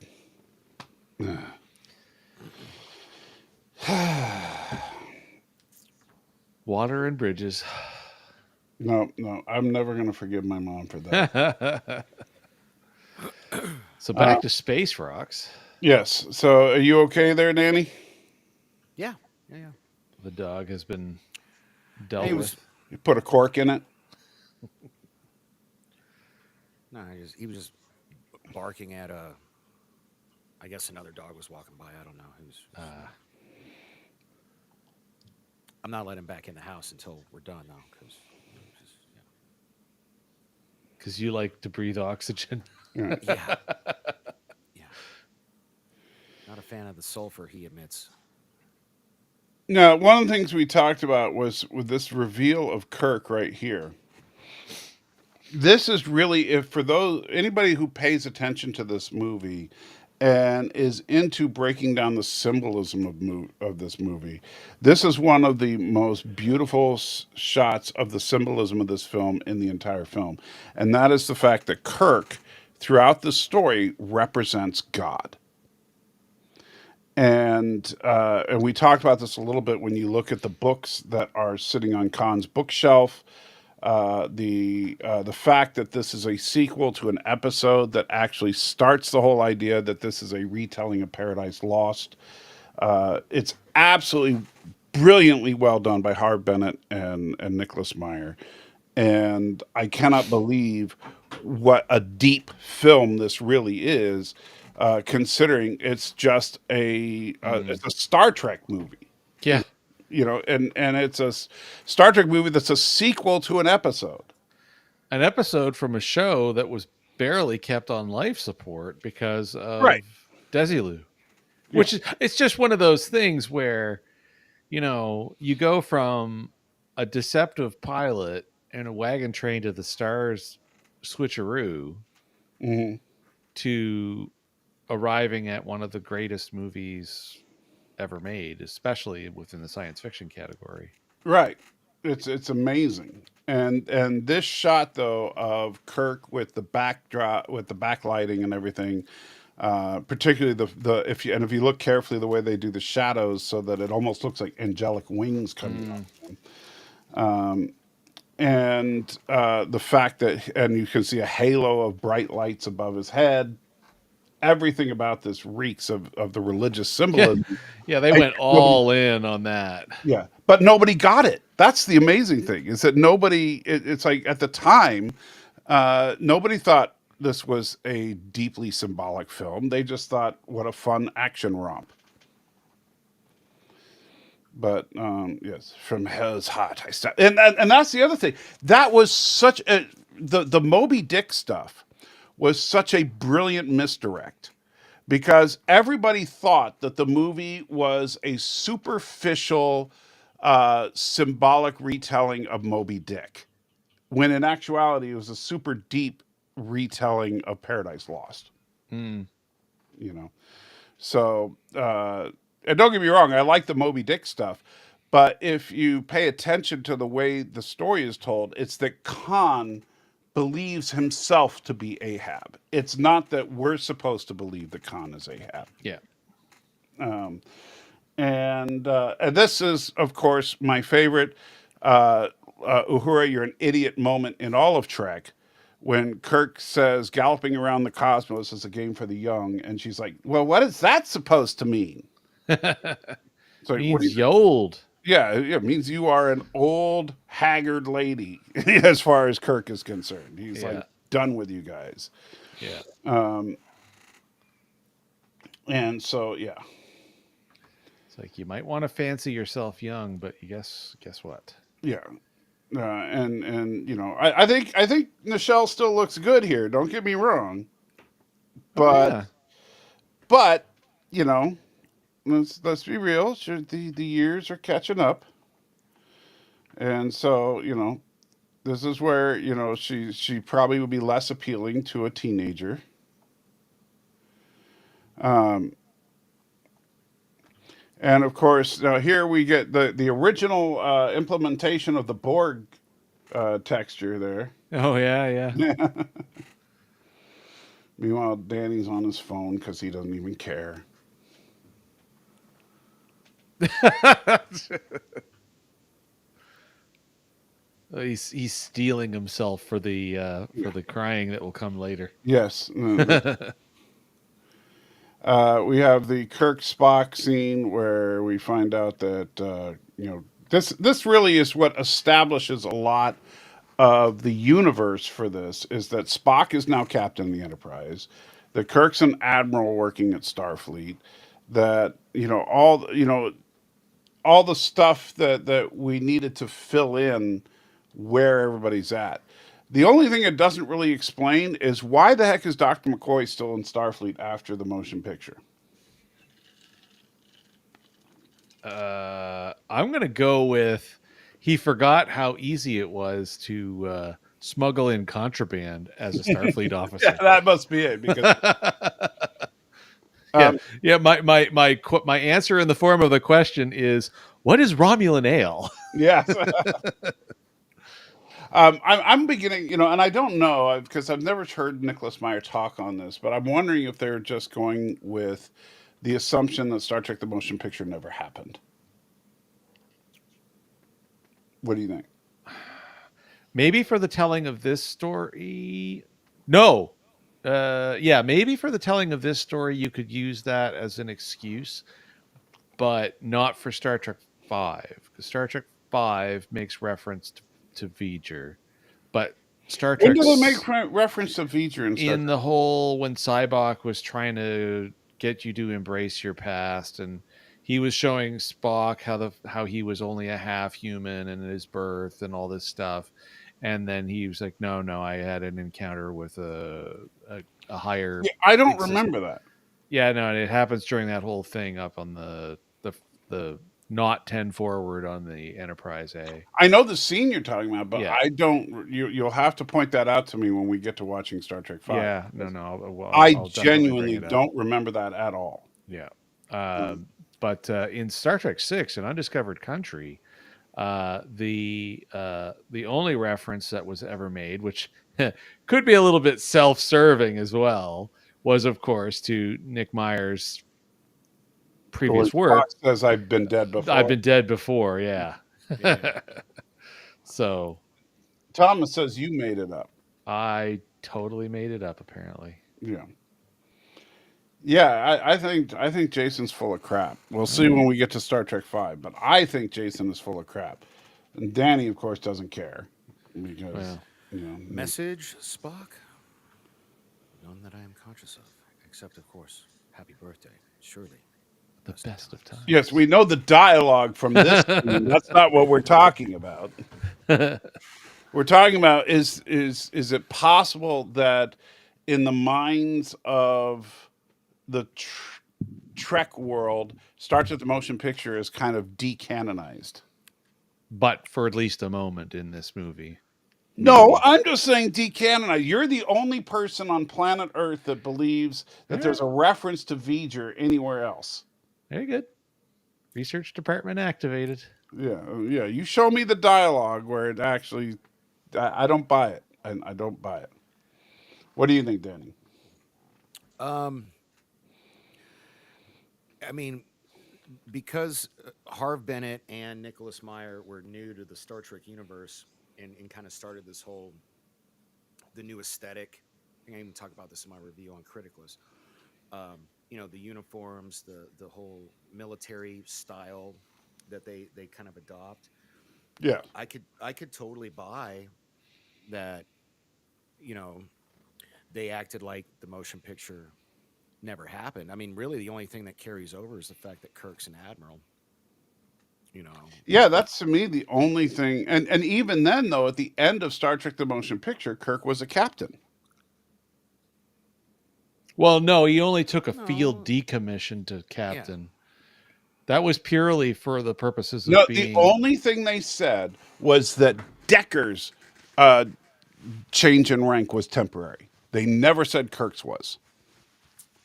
yeah. So I mean, Uh, there's definitely an argument that And could be Decker made. dies. And at the end of the episode, or at the end of the movie, I should say, Kirk is still in command of the Enterprise. well, I don't know that Decker died. I think Decker went to Whatever. He's diddler heaven. diddler heaven. Yeah. He's merged with children from other dimensions, making him happy, the happiest pedophile who's ever Yeah. lived. Oh my God. Um,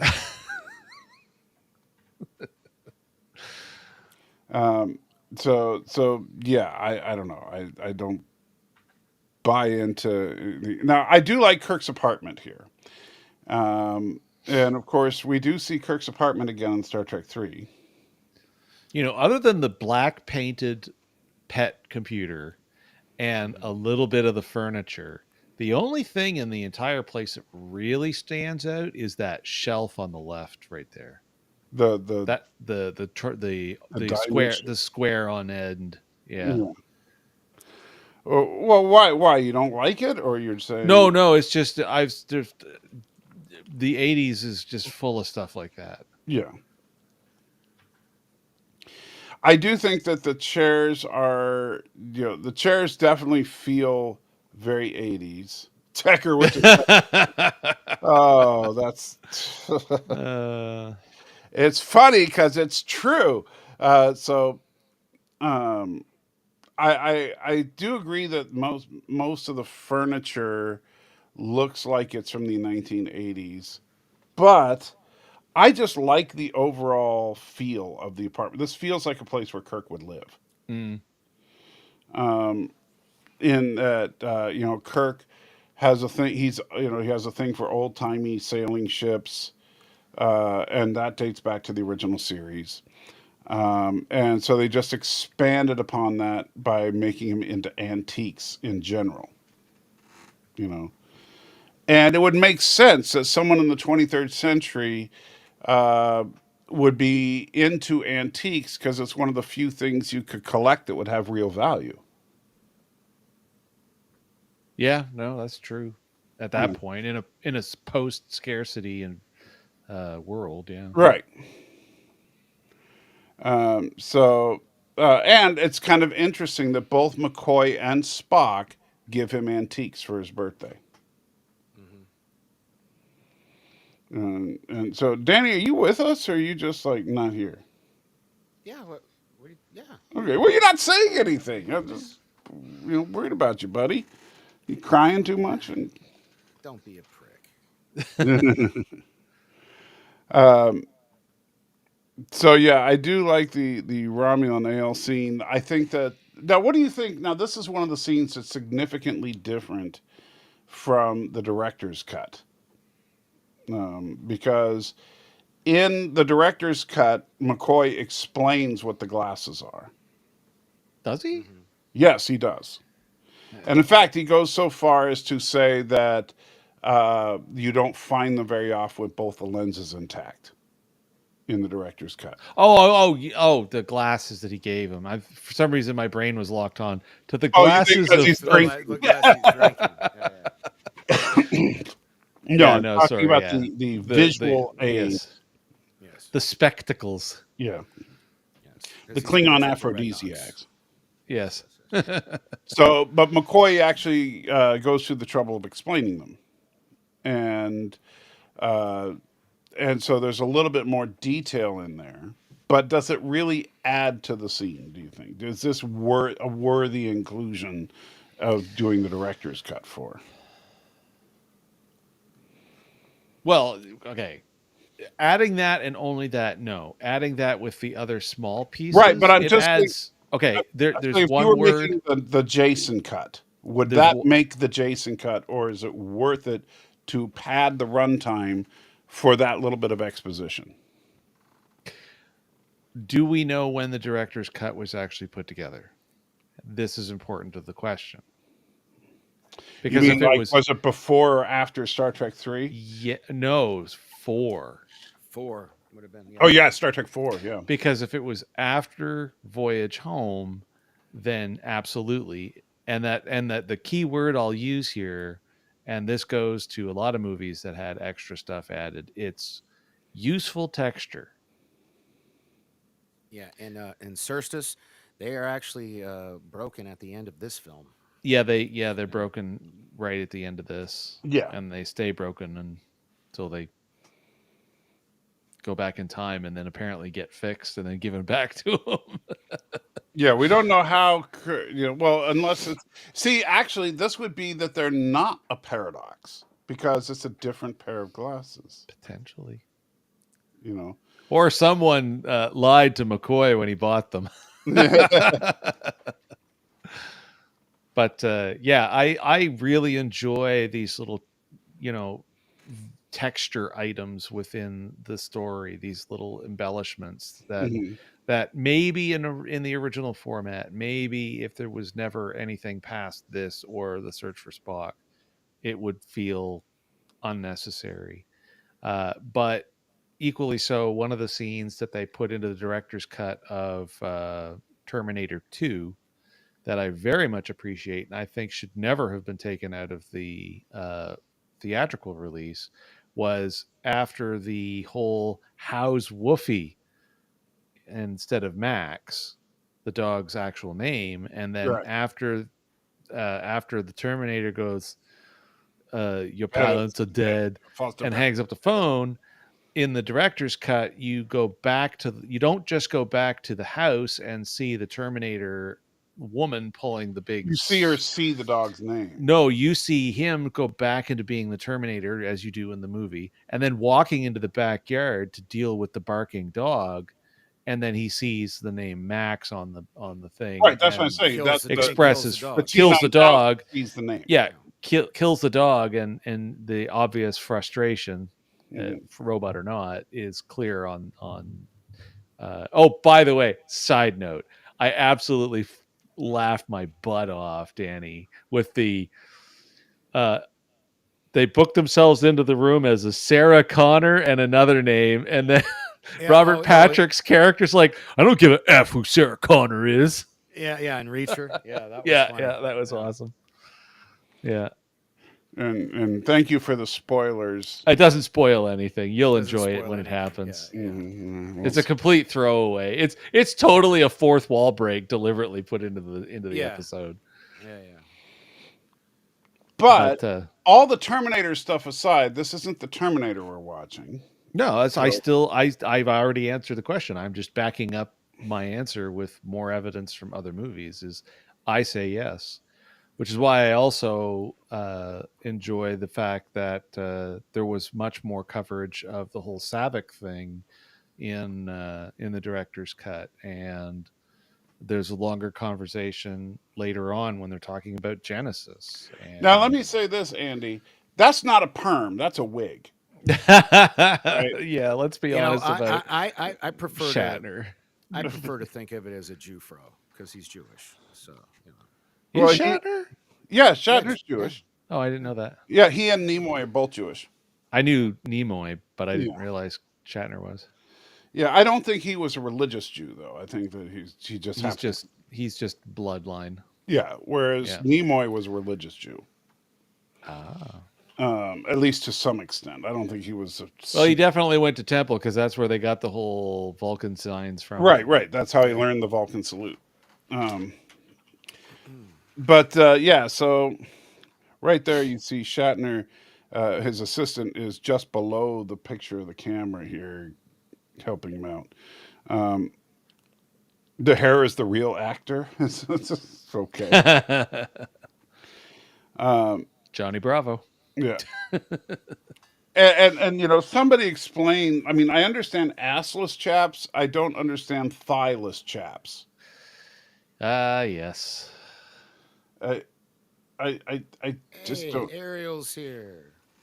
Oh, You're in the great. wrong. You're in the wrong channel. You should be on my channel. And, No, Ariel, just stay right where you are because all we need is for Danny to be going all nutty. Um, so, but yeah, I don't understand the thighless chaps. Any thoughts on that? I mean, I understand that they were trying to come up with something different, but McCoy's clothes just make no sense to me. No. Well, Shatner's outfit, I think, makes sense, but McCoy's does not. Um, and Searcher says, "Who is wearing that?" I'm not sure what you mean. the thylus chaps. Oh yeah, look at McCoy. Oh yeah, if McCoy is You, behind me. You'd have to move me. Yeah. yeah. I can see it on the YouTube stream. I can't change it because in order for me to control the movie, I have to have the movie on top Yeah. from my perspective. See, there's the thylus chap. Yeah. Ariel. Yeah. So, but yeah, for some reason, McCoy's wearing like this weird thyless chap with pants under it. I think it's just material stitched underneath. It's just a very strange, like. Super chat. And Daniel with 26 says, I believe that's the Swedish kroner. yeah, it says, "I love you, Danny. Cheer up." Yeah, Danny. Well, if you love me, go to my chat and donate me the money. What do you? Hey! Danny's about to get himself kicked I'm off kidding. the show. I'm kidding. Jesus, man, I haven't made that joke in months. Give me a break. Yeah, you do it just enough, though. See, so Chief Cook wants to know, why was Kirk promoted to Admiral? Because he was awesome? Because that's what they do with captains who've been a captain for, 5+ years. And who do a really good job. I mean, it's not like Kirk was just some guy. He was the captain that survived the 5-year mission. Yeah, it's not like it was like he's like a CPO and they moved him all the way to Admiral or something. It's like, yeah. Well, how is it that a lady who was basically the captain of a ship lost in space for 7 years became an admiral before Picard? I mean, come on. Oh, that's simple. Picard sucked. Oh, okay. I mean, that's the problem. Everybody thinks Picard was like this awesome captain. He really wasn't. He kind of sucked at his job. So, fight me on it. I dare you. See? Hey, Silence. Fight you. Oh, good. Hey, look. As far as I'm concerned, long before seasons 1 and 2 of Picard came out, who's better, Kirk or Picard? That argument has been settled for decades. Right. Kirk. Clearly Kirk. Yeah. And I mean, first of all, look at the fireplace that Kirk's got. Picard, Picard had to do, like 19th century looking crap in his flashback in the, in whatchamacallit, in Star Trek Generations. What's the Nexus? The Nexus, yeah. But Kirk, no, he could have a fireplace and it still be the future. Picard can't even do that. So, and yeah, Picard had his own winery. Why? Because he whined all the time. Bam. Oh, well, okay. Anthony brings up an in-canon explanation as to why Picard never didn't become an admiral until What's that? he was decrepit. What Kirk says to him: "Don't let them promote you. Don't let them transfer you. Don't let them do anything that takes." Yeah, proving once again that Kirk is better because Kirk talks Picard out of becoming an admiral. Yeah. So that Kirk will always be remembered as the best. Yeah. All right, so then we get our first look at a starship that is not a Constitution. Any thoughts on the Reliant? I love it. No, it's cool. I mean, other than I did bring it up on our live stream that originally the ship was supposed to be the other way, but Harv Bennett looked at the schematics wrong, and that's why the nacelles are below the saucer instead of above the saucer. Yeah, but I think having the Reliant kind of echo the design of the Klingon ships was brilliant, Yeah. Yeah. even if it was an accident. ABJ thinks that it looks just like a 1701. You're talking about the Reliant? Are you smoking crack? ABJ, are you okay? I don't think that looks. I mean, other than yeah, and the nice thing is you can tell it's made by the same the same group. Let's try Starfleet. And no, Ariel, the Reliant is not a light cruiser. If anything, the Reliant is more heavily armed than the Constitution class. Yeah, because it has the As Is it a megaphasers. and it's it was a got the science twin vessel. and it's got the twin torpedo launcher. Like it shoots both ways, Yeah. times two, not just two forward on the. Yeah, the Commodore. Reliant is really more of a Federation battle cruiser. Where the Enterprise, while it's considered a heavy cruiser, is like a research ship. It's just a very well armed research ship. And I can't remember who it was, but somebody made a YouTube video where they actually did the mathematics on it, which require a computer to do the math on it because it's way too complicated for humans. But the Reliant is actually a bigger ship. Really? Yes, it doesn't look like it. But remember and even in the shot that like if you move Jason, if you move yourself over so people can see the back of the saucer section. That extension on the saucer section, coupled with the roll bar and the torpedo bay above it, all that adds up to more space than the secondary hull. Huh. And Yeah, and the same thing was they stayed pretty consistent in the starship design throughout the Star Trek universe, at least through the Berman era. In that the Akira class that you see in First Contact, although doesn't necessarily look small, it doesn't seem as big as say the Enterprise E, but the Akira is absolutely massive by comparison. right. So yeah, this is a big ship for its day. Keeping in Yeah. mind that this is 100 years prior to Picard's era. Yeah. But yeah, it's a heavy duty ship. And it's designed to have a more battle capable design because if you notice, it's got a much harder to hit profile Yeah. than the Enterprise. Oh, by the way, for the record, I Mandela'd the crap out of that scene, and from Star Trek Five.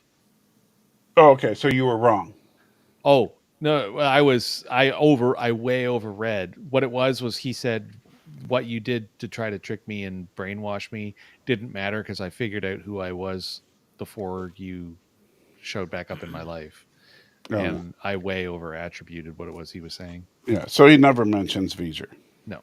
Yes. So then, yes, so you have a very strong chance of saying the TMP just never happened. Yeah. Which I'm fine with because those uniforms are so atrocious. This is true. It was a fever dream. That's what it. Yeah. Yeah, I'd rather see the TMP Hey, fever dream. there we go. That was Spock having a fever dream when he was being put back in his body.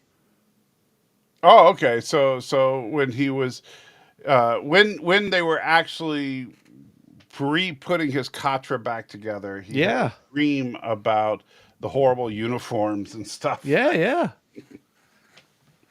That's what I'll go with. I don't know.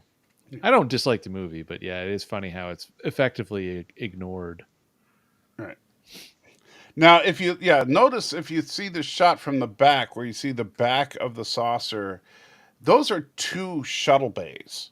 Yes. I never knew what those were for the longest time Yeah. until years later, and you get into what's how's this ship actually work? Yeah. And so, yeah, this ship has more shuttles, has a bigger hull. Everything about it is significantly beefier than the Connie. It just doesn't look like it is, which is weird. But yeah. Mm. Wow, Ariel. I'm not going to even read that comment. That's Oh, I the gotta see it. What does it got? last comment there. Man, oh man, look at that. Oh, good Maybe times. it's a Klingon design after all, because Yeah, it's two of everything. uh, and Surstress, we mean no impulse engines. The red glowy bits that you see on screen right there are the impulse engines. Yeah, right below the photon module. Yes. You could argue that because of the increased mass of the Miranda class, as it will later be called, uh, you could argue that it might not be as maneuverable on impulse because it's a more massive ship. Oh, just as a side note, I'm going to bring up a picture here that shows another one of the reasons why the Miranda was so much bulkier than what a lot of people realize. Well, how far extended it is. No, it's not just the extension. It's also the fact that It's thicker on the back. it's very thick. It's got some yacht in the rear there. Yeah. And yeah, because if you notice, midway through the saucer section, where Yeah, you can see right here. There's a lot more decks. right, because what they do is they level it off to the height of the bridge, Yeah, and so that makes it a lot beefier. yeah. But yes, nice looking ship. And so, and now this scene, you guys got on me about this, but I'm sticking to my guns here. This makes no sense. So here we see the Captain Terrell, and sitting at his console behind Captain Terrell is Mr. Beach. Mr. Beach, by all appearances, is the science officer of the Reliant. Because remember, Chekhov is the first officer, is Terrell's number one, right? Yeah. So here they're looking for a planet to use for Project Genesis. Terrell asks Mr. Beach about the ability for this planet to sustain Oh my life. God, are you going to bring this up again? Were you not listening to me just now? All right, so Terrell goes to That's Mr. the Beach. problem. He is listening to you right No, now. he's not. He was completely ignoring me up until he's like, I don't know, he's in another universe or something. So he goes to Mr. Beach and he says, okay, what's the status? Mr. Beach lists off all the reasons why SETI Alpha 6, as they believe it is incapable of supporting life. Then immediately Chekhov says, does it have to be completely lifeless? And he talks about how they picked up one reading on a Dynaflux scanner, whatever that is. And even though so this is where they're looking at the scan right here, but that's not where Chekhov was. Chekhov was standing in front of the main viewer. He had no way of knowing that they had picked up one minor inconsistency on the Dynafluxit. On the flux capacitor. Yeah, it makes no sense. Um, Perhaps they edited the scene together in the wrong order. they could have, and that would make more sense if there was just a re-edit that they could show where for some reason Chekhov saw the scan and then said it, because the way that it comes across is Beach is a descendant of Jason. You're so right, Thomas. Thanks. I didn't even need to know who said it. I knew who said that when you read that off. So yeah, there's no reason why Beach wouldn't have given that line. And of course, in this scene, you can also see right by Chekhov's head the fact that apparently, even though they're on a Miranda class ship, they are looking at the status of a of a Constitution class secondary hull. Yeah. For no reason whatsoever. So, You know, now that I'll give to the fact that they They're maybe just reusing everything. yeah, they're reusing the set, and they probably didn't know what the Reliant was going to look like at this point. Yeah. They could have easily shot all this and then did the model. Right. Well, because I know that originally the Reliant was just going to be another Connie. That was the original concept. And I can't remember who it was, but someone at the executive level said, no, the ships have to look different so that people will be able to tell what's going on. You know, like think of modern Transformers movies and how everybody complains that they can't tell the Autobots from the Decepticons. So if you make the Enterprise, if the Enterprise and the Reliant looked exactly the same, except that the Reliant said Reliant on the hull, it would be really frustrating when you see one ship sneaking up on the other, and unless the camera zooms in on the name, you don't know which ship is which. Mm. So I'm actually on board with that little bit of studio interference. I know people think studio interference is always bad, but I disagree. Any thoughts on that? Well, if it was from a studio perspective, then it does make sense because those folks are paying attention to things like test screenings of all kinds of different stuff over the years. So Right. they'd have in theory at least, they'd have a wealth of knowledge and experience where they would have seen something go all the way to the theater, and then they would see the feedback through whatever, I mean, no internet back then, but whatever forms of interactions with the audience that existed, Right. mostly writing in letters about people not understanding how something worked in a scene and it made no sense, or they couldn't figure something out. And Well, they did test screenings back then. It's just that we didn't have Doomcock to constantly tell us that test screenings are always horrible. No, I know, but I'm saying that, like, if something got loose past a test screening, Right. that would be more valid feedback to stop something that's not even at a point for test No. screenings. Darth, no, it was Harv Bennett, not Nick Myers. No, it was Nick, wasn't it? No, no, it was Harv. I don't know that one, so I left it to you. I always thought it was I know. Nick. No, it's Okay. Harv. And by the way, and also Stanley, since you mentioned the major reshoots, keep in mind that people act like whenever they say, "Oh, there's major reshoots going on in a movie," like that's a bad thing. Star Trek II had major reshoots. Yeah. The entire Kobayashi Maru was a reshoot. And so, every time people say reshoots equals bad movie, remember the greatest Trek movie and arguably one of the best science fiction movies and best action movies of all time had major reshoots.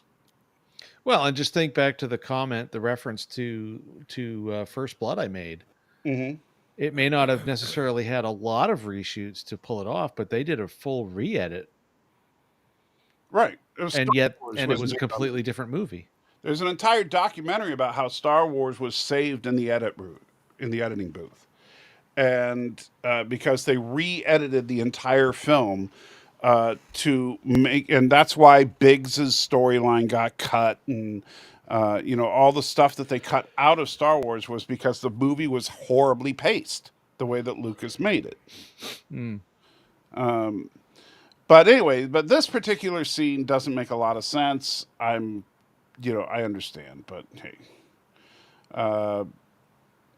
And then we get Kyle, and I believe this is Kyle's only post TOS appearance, which is too bad because I always liked Kyle in TOS. But Kyle is that character I mentioned. He's in TOS more than Sulu or Chekhov. Is it the same actor? Yes, it is the same actor. Okay. Which is something that I thought was pretty cool. I'm gonna go dig up how many episodes he was in. Yeah, you'll find it's pretty amazing. He was in a lot. Because he was always, whenever they needed some random crew member to give one line, they gave it to him. Kyle.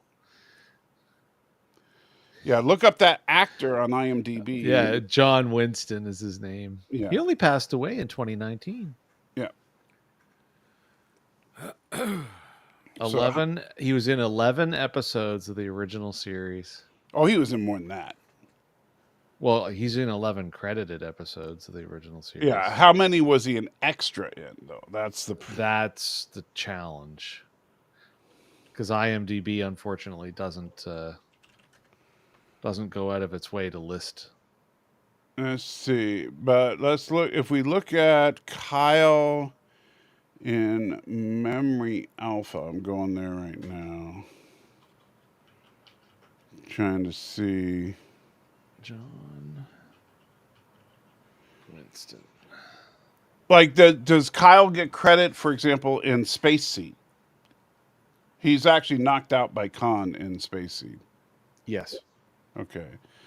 3 episodes in season 1. 1, 2, 3, 4, 5, 6, 7. He also is, episodes by the way, season 2. in the animated series.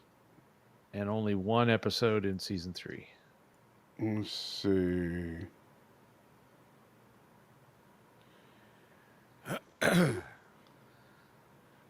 So, according to this, according to Memory Alpha, he's in 11 episodes of TOS, which I think is still kind of low. And then and then of course Wrath of Khan. Well, he's in Wrath of Khan and 7 episodes of the animated series. Yeah, apparently he does the computer voice or something, maybe. I don't know, because it doesn't. Let's see here. But it is funny that. And then it also includes 8 episodes of Strange New Worlds because of Asian Kyle. Oh, you mean Kyle the character? Yes. Yeah, but the actor only did Yes. some. He didn't do quite as much as what you were thinking. But it's still a fair amount. He's been Lieutenant Kyle. He's been Nameless Transporter Chief and Nameless Transporter Technician. And now he's not Nameless Comms Guy. yes. Well, and that's the thing. Most of the time when he appears in the original series, he doesn't have a name. No. Because he's just like, oh yeah, he's that guy. And if I remember correctly, it's William Shatner that gave him the name Kyle. Yeah. Um, Nice. But let's see. I am so tired. Oh. Well, welcome to the real world where you got to work for a living.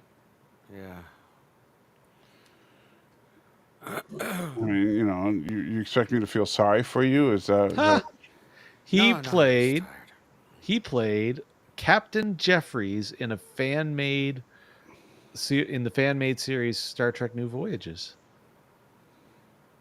That's funny. Go Kyle. Wild. Anyway, so yeah, John Winston. Which is, interestingly, I wonder if it's a coincidence that John Winston, I believe, isn't that the name of the Vendorian? You remember the episode with the Vendorian? You and I watched it when Danny was on leave. The Vendorian, the tentacled creature that could change shape from the enemy. I believe his name was John Winston. That's funny if it was. Let me go see.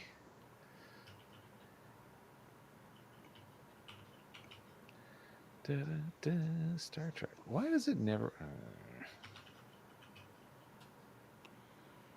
Get your search priorities straight, IMDb. The Vendorian. Yeah, what was the name of the Vendorian? Yeah, I want to say that's it, but the Survivor. Yes.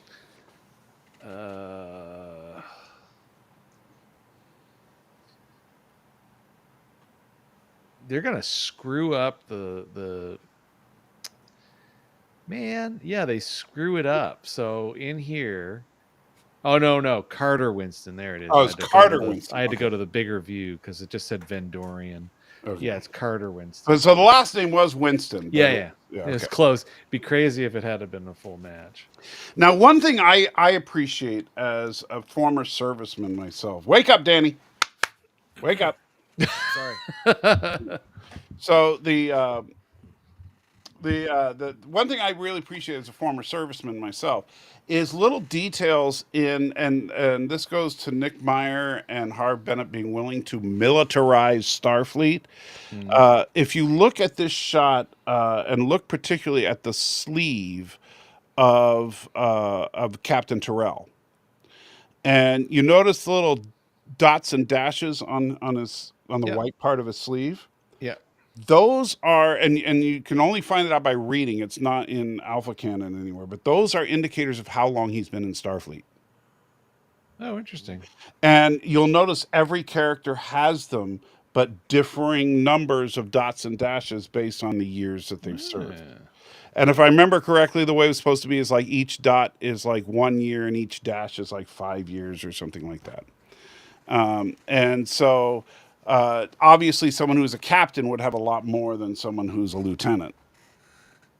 And so as we go through this, you'll notice like characters like Savick will have significantly less because Savick is just a lowly lieutenant compared to our main cast, which have all been in Starfleet for 30 years. Yeah. And so then we get Carol Marcus. I'm sorry. Do you really think Kirk would do her? I'm just saying, not his type. Man, you're just all over the map tonight. Who, me? You, yeah. Yeah. Well, I'm just being honest. I mean, come on, look at that. Scrawny. Yeah, she's a handsome lady. I'm not saying she's ugly. I'm saying she's scrawny. Kirk seems to like a little meat on them bones. And Danny is grunting. I'm not sure why. No. Was I? I'm sorry. And so then we get Chekhov and Terrell checking out the car. And here's the other dumb scene. How's that? How's that? The fact that they don't say, Reliant, beam us up now. Oh, yeah. I was the yeah. one who was making a big we- deal about that. I was like, Yes. Yeah. Why the second that Chekhov realized that the Botany Bay reference, he should have been like, Hey. beam us up, Yeah. but no. Yeah. Hey. Yeah. Oh, Let's go outside first. Yeah. Run away, brave Sir Robin. Yeah. And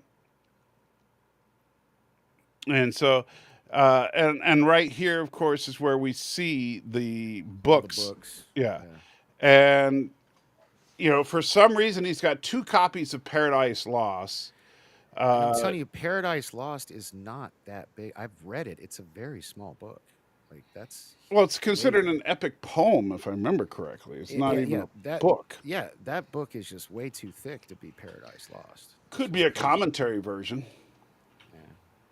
Then he's got 1 copy of Moby Dick, 1 copy of the Bible, 1 copy of the Inferno, 1 copy of King Lear, and statute regulating takes up half the bookcase. Yeah, it looks to be an awfully thick book too. Yeah. So, boy, I certainly would. I could you imagine? There you go, Thomas. It's the Peter Jackson version. And I also think it must be the Peter Jackson version of statute regulating, which, man, could you imagine being so bored that you're reading that? You're sitting there on SETI Alpha 5 with nothing to do. So you might as well break out statute regulations. Surprise, surprise. Out of curiosity, I went and looked just for the fun of it. Mm-hmm. Paradise Lost in an English translation is 512 pages long. Well, there you go, Really? Dave. Yeah. Wrong. You are wrong. I was just kind of wondering because the shorter it is, the more likely I'd actually read it. Maybe I read the abridged version. Then I don't Yeah. I've never read Paradise Lost, so I don't know much other than. Yeah, maybe you got like the Cliff Notes version or something. I might have to go to audible.com and see if Paradise Lost is available. And boy, it's just me. Chekhov looked like he's on drugs right there. Well, in that shot, Yeah, as we've discussed many times, you can make such a mess out of what people look like with just a very strategic pause. And so then we get our big reveal of Khan. Probably one of the best drawn out but best reveals that they've ever done in a movie, because you know it's coming. Right. If you know the title of the movie, you know who the bad guy is. Yeah. But notice that now this is where good suspense is. You know Khan is the villain of this film, but this scene with Ricardo Montalban is scary as f.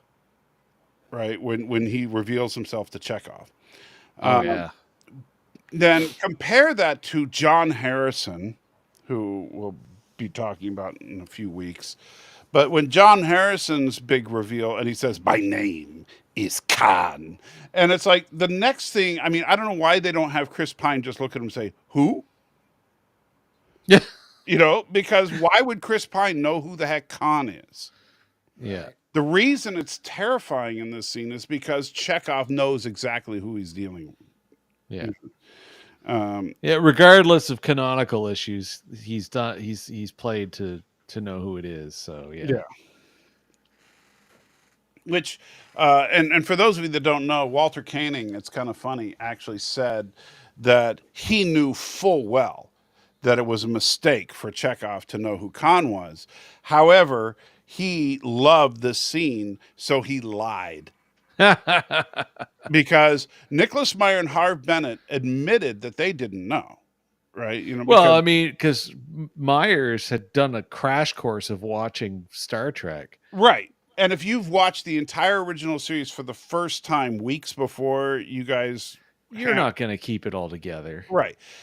But the in Koenig's statement, he was like, "Well, yeah, I knew that he shouldn't have known who Khan was, but it was such a good scene." Oh, tell your toilet story. That was funny from the. Oh yeah, that was another thing Koenig used to say. And he would say this at cons, no pun intended there. But that when people would ask how is it that Khan knew who Chekhov was, it's because Chekhov's official story was that he was on the ship, but he had not yet gotten to the bridge. And in the scene just before, when we see everybody watching Kirk suffocating in the decompression chamber, Khan had to use the toilet. And unfortunately, the toilet on that deck was horribly clogged and just desecrated by none other than Chekhov. And so Chekhov comes out of the toilet as Khan's trying to go in, and he sees Chekhov's face just before he goes into the toilet.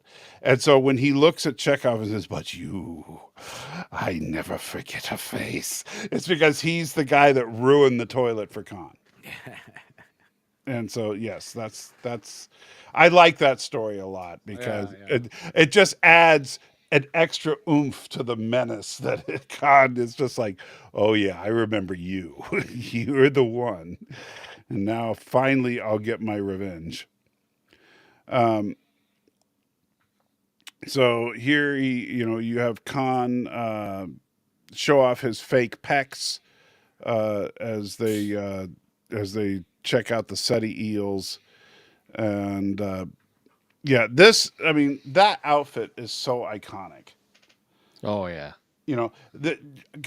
Ricardo Montalban's pecs are Pike level hair as far as yeah, character and their anatomy being a part of their character. Yeah, Ethan's pecs can take a back seat to this guy. Right? Yes. Yes. But Pike, his pecs and Pike's hair, who wins in a fight?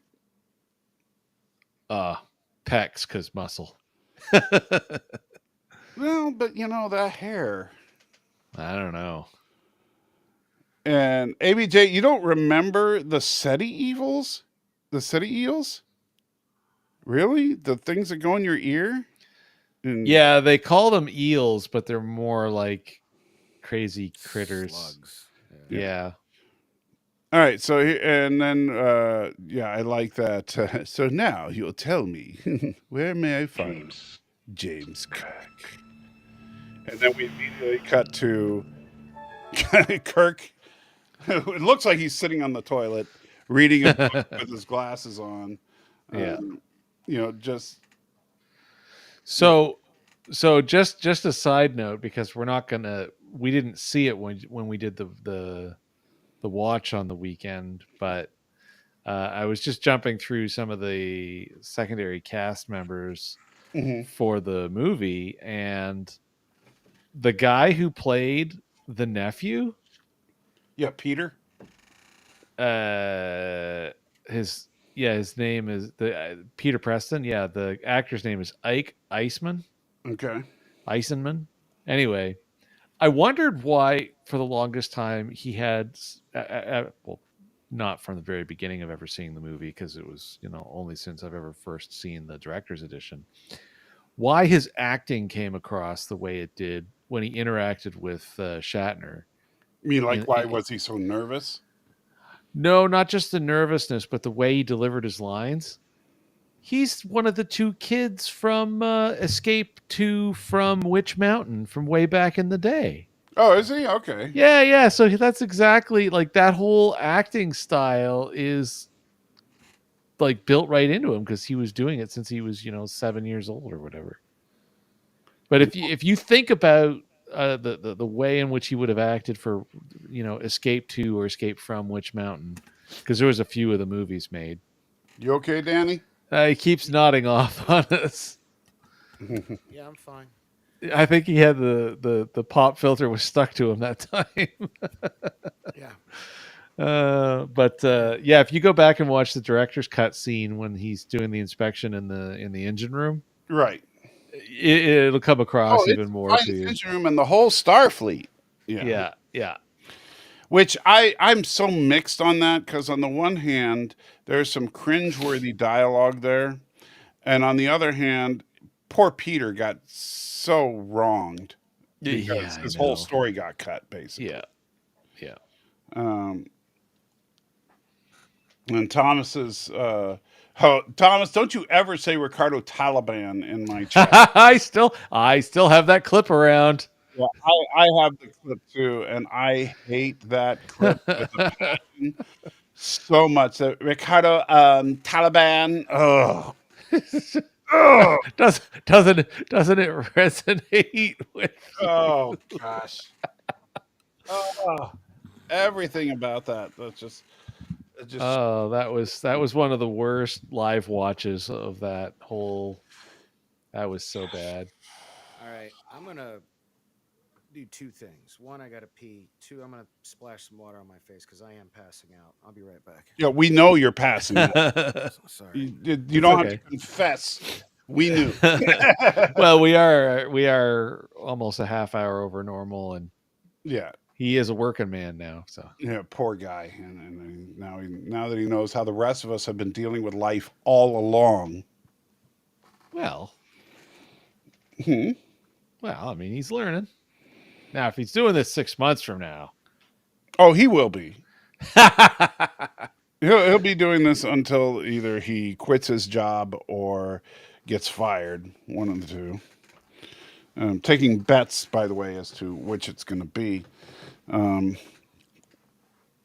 Right now, the over/under is showing a heavy favorite to him being fired, but we'll see. Anyway, so Ricardo Taliban is out there, and so here's some obvious reuse is obvious, but they did a good job of, like, this shot where they fool you into thinking it's not being reused by having modern shots in front of the original shots. yeah, they do a pretty good job with the overlay and a lot of this stuff. There's no Yeah. question about that. So yeah, right here you'd think that this is a different shot than from TMP because of the fact that they're wearing the current uniforms and all that. But it's just the TMP shot in the background. So all the visual effects are TMP. And there, of course, is our favorite person in the porthole who Yeah. that, It's so funny because it was never something that I paid much attention to until you brought it up when we watched TMP, and Yeah, I said, "What this person in the Wrath of Yeah, God." yeah, it's just gonna stay with me for a long time now. Yeah, so now you can't stop seeing that person. Yeah, this is gonna be like the eyes being closed inappropriately by Right, by Bennu. yeah. Um, and Ariel mentions you never had to work hard. Hey, Me? look, it's a recycled shot from TMP. Yes, that's what we were just talking about. Yeah. And so here we see much of the crew, well, some of the crew, a couple members of the crew. But it's kind of funny. It's like and this is actually a great example of the difference in budget between these films. This is like every extra all at once, Oh, yeah, pretty much. you It's know. like, here, put this on.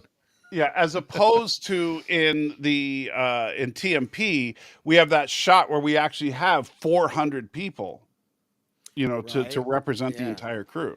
Yeah. Yeah. Here we got like 30 people. So I wonder, um, like, do you know the story behind that in the motion picture? Was it like a bunch of fans? Like, yeah, a lot of fans were. There was a contest they did when they were that I entered, but obviously did, and I was disqualified for being too young. Anyway, if had I won, my cousin would have ended up going. But there was a contest for fans to get a bit part in the motion picture, and it was for that scene basically. Um, and Andy, no, dog's been outside this whole show. I just getting up at 6 in the morning is what's getting to me. That's, I think it's the dog farts.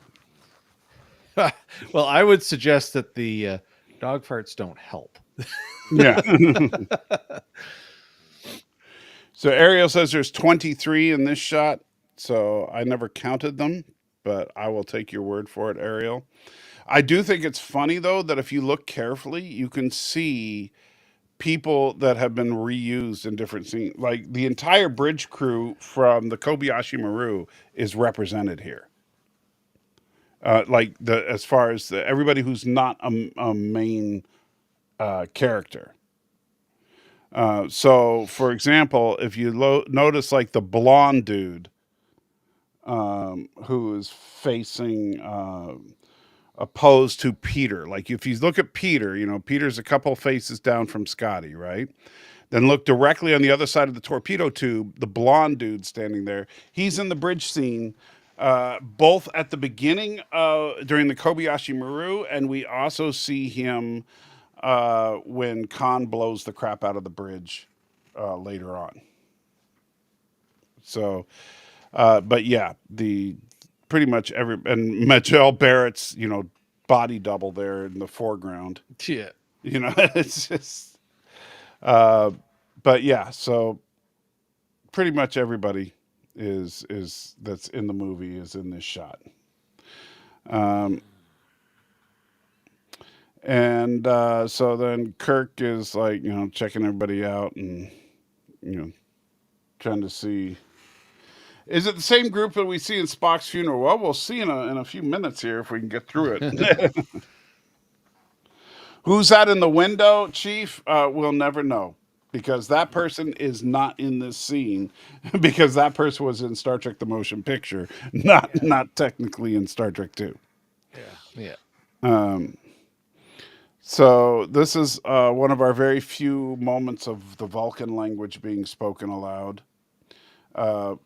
A little bit of fun with the dialogue that they did for the Vulcans was they actually were just saying lines in English, and then after the fact, Leonard Nimoy and Kirstie Alley, or Kirstie Alley, however you say your name, they basically ADR'd them speaking gibberish, but that would sync up to their mouth movements. Yeah.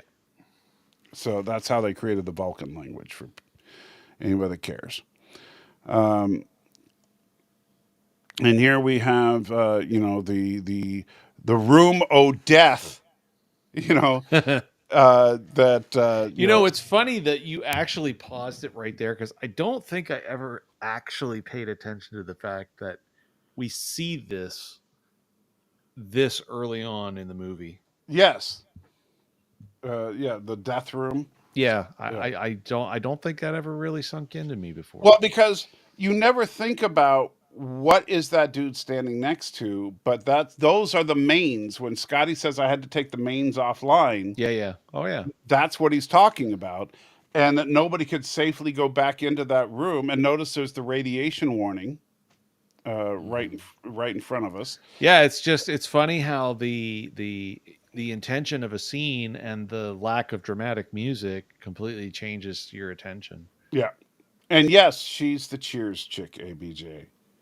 You just now figuring that out? That the Cheers chick is in Star Trek?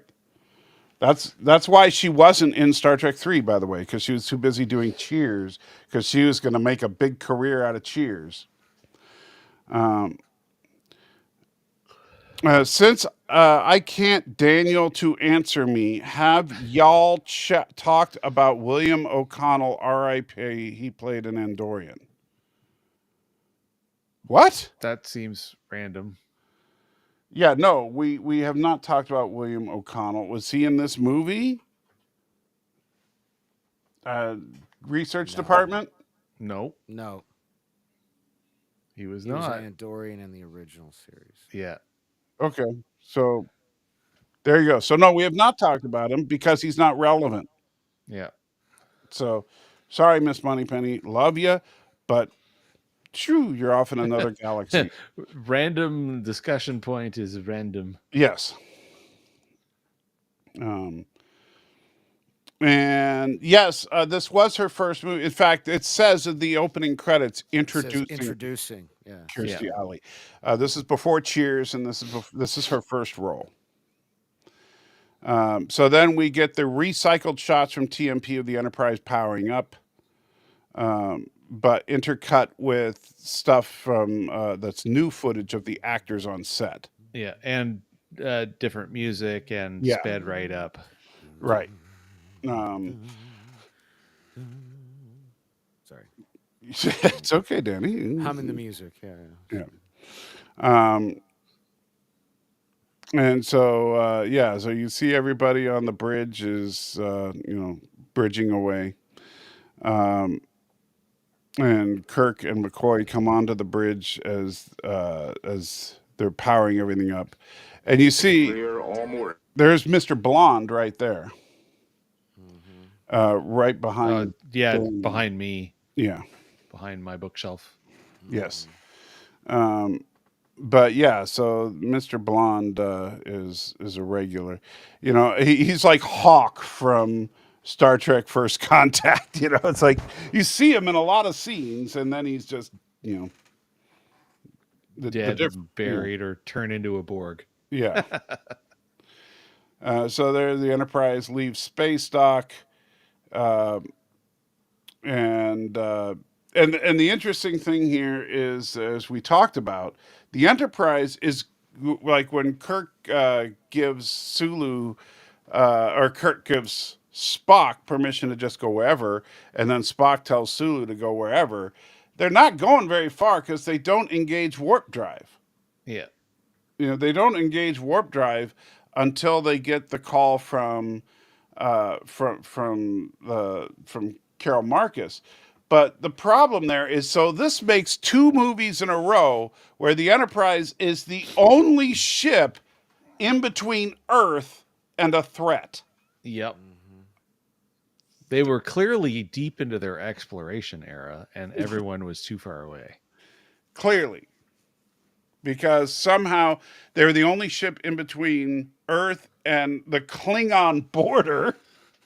You tell me there's no, like, the Klingons could have just done an all-out assault on Earth. Well, Ariel, we actually talk about that on the supportsalty.com. Yeah. You don't see the space dock as you are thinking until Star Trek 3. Yeah. Correct. Space dock had not been thought of yet. Yeah. So it's technically a shipyard, but they do refer to it as space dock, I believe. But it doesn't really matter. And speaking of which, there's that's the original idea of Starbase 1 flipped upside down and now it's regular one. Yeah, regular one.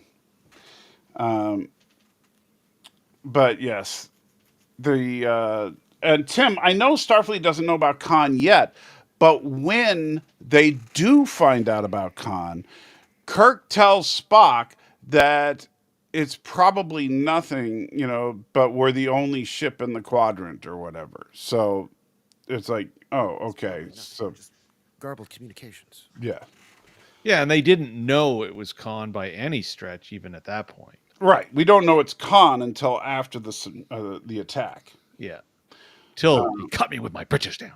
Yeah, but the problem is that once there is a problem, and Kirk reports it to Starfleet, then that's when he finds out. Oh, but the Enterprise is the only ship, because of course it is. Hero ship's got a hero. And Thomas says that's K7 according to Bird. Why am I not surprised? K7. Yeah. So Bird of Prey 5 thinks that that's the K7 space station. Oh, no, that's definitely not K7. Yeah. And by the way, another fun-filled thing, like you were talking about how you didn't realize you saw the death room. Well, right here is a shot of the Genesis torpedo. Oh, that's very much in my mind. I see that every time. You see, the first time I saw the movie, I didn't know that was anything special, though. It just looks like... Well, first time round you wouldn't, but Yeah. it stands out like a sore thumb every time after that for me. So now, I did catch the control panel there that they're both leaning on. oh, the with the little concentric circles of explodey. Yes. Yeah. But I never noticed the torpedo the first couple times I saw the movie. Meanwhile, and this is one of those great scenes that Gene Roddenberry hates, because when Chekhov basically delivers them the bad news that they're on their way to pick up the Genesis device, and David is talking about how scientists have always been pawns of the military. The military, yeah. Mm-hmm. Oh, yeah. But Starfleet's not the military. But they have ranks and weapons and everything else. Yes. Because, But, yeah, old Gene. Mm-hmm. The old perv of the galaxy. Yeah. So then, and this is, Kirstie Alley trying to show that, yes, she can look good in a Starfleet uniform. And, she throws share the fun little story about her being part Romulan. Yeah. So unfortunately, what ended up being deleted dialogue, her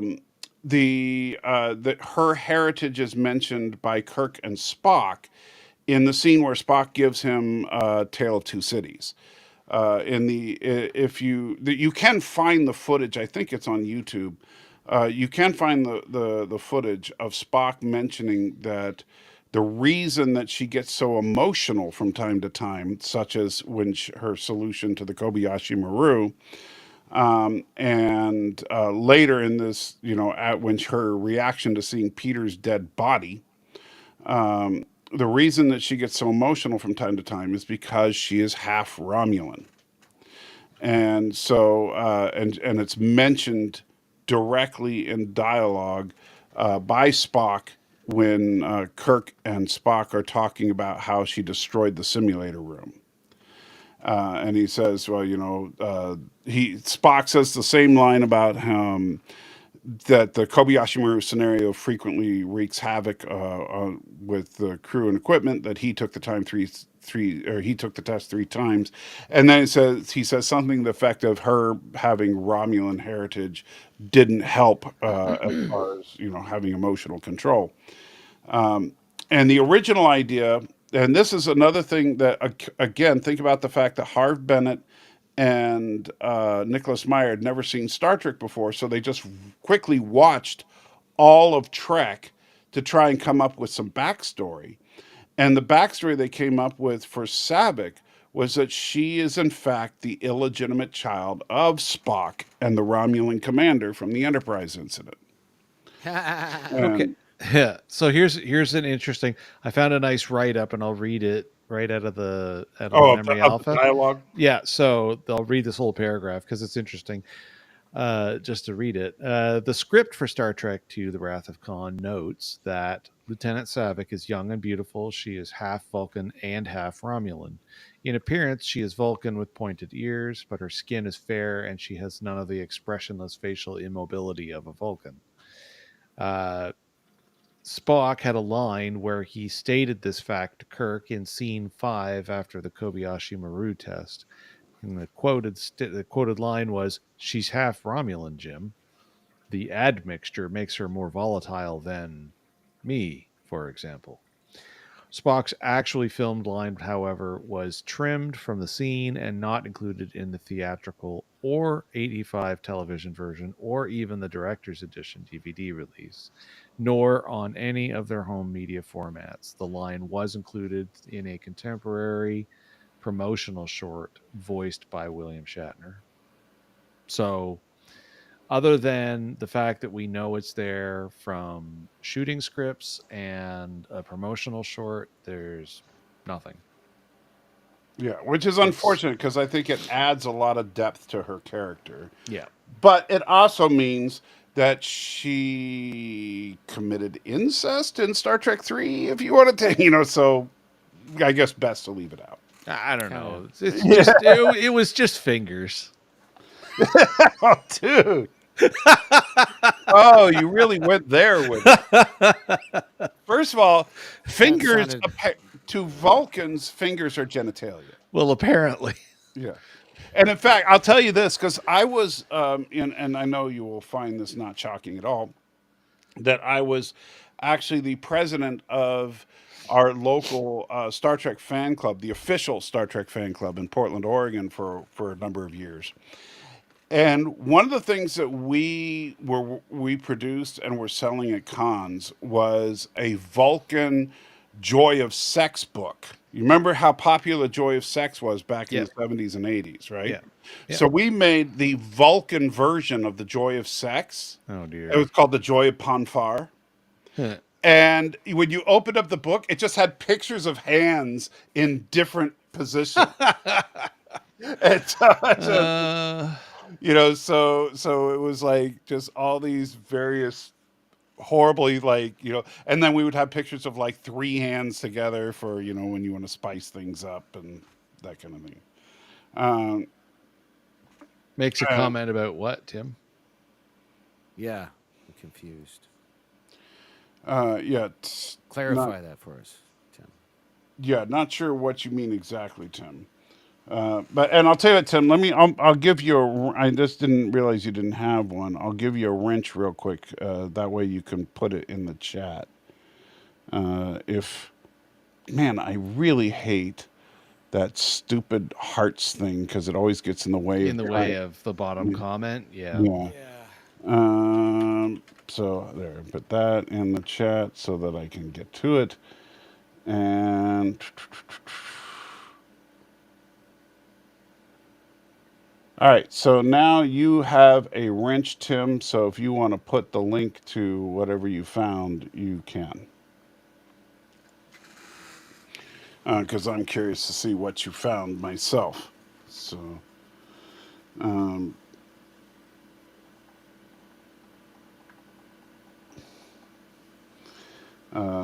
any day now, Tim.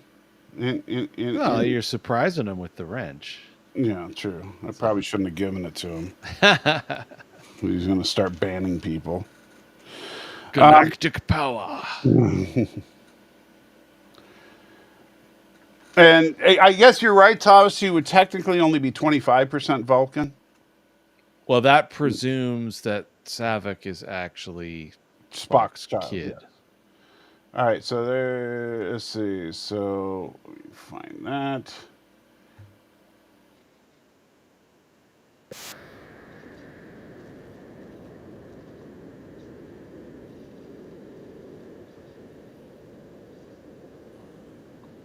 What is it? Okay. Where is it indeed? I don't hear anything. Okay. So did you watch the scene yet? I'm watching it right now. Okay. Yeah, that's the scene I was talking about.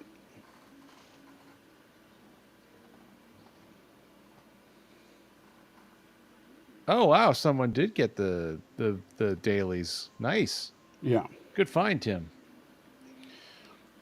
Cool. Yeah, that was wow. I'd never seen that before.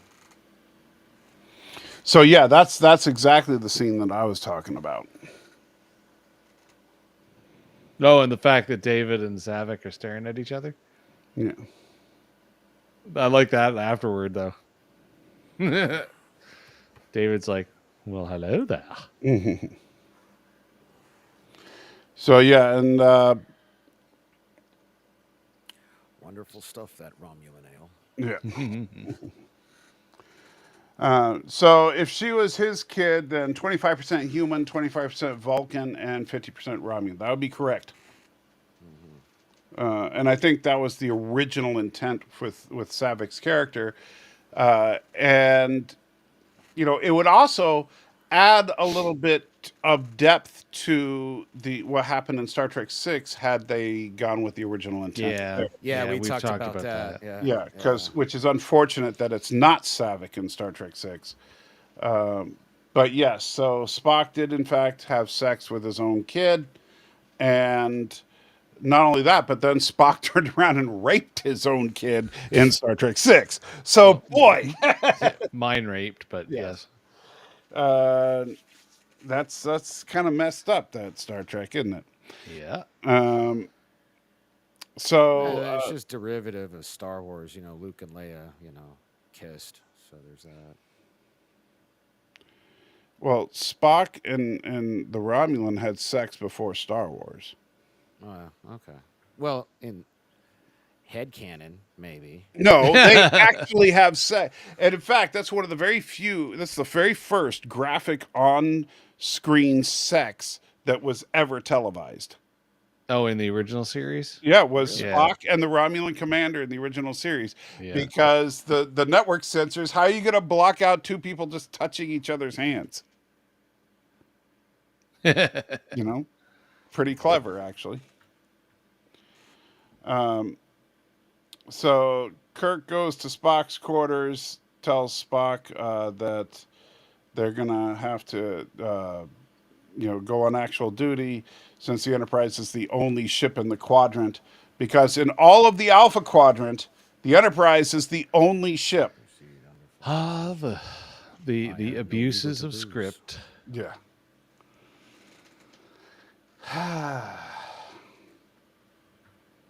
Maybe Pike Pine knows Khan because of the time crystals. Ugh,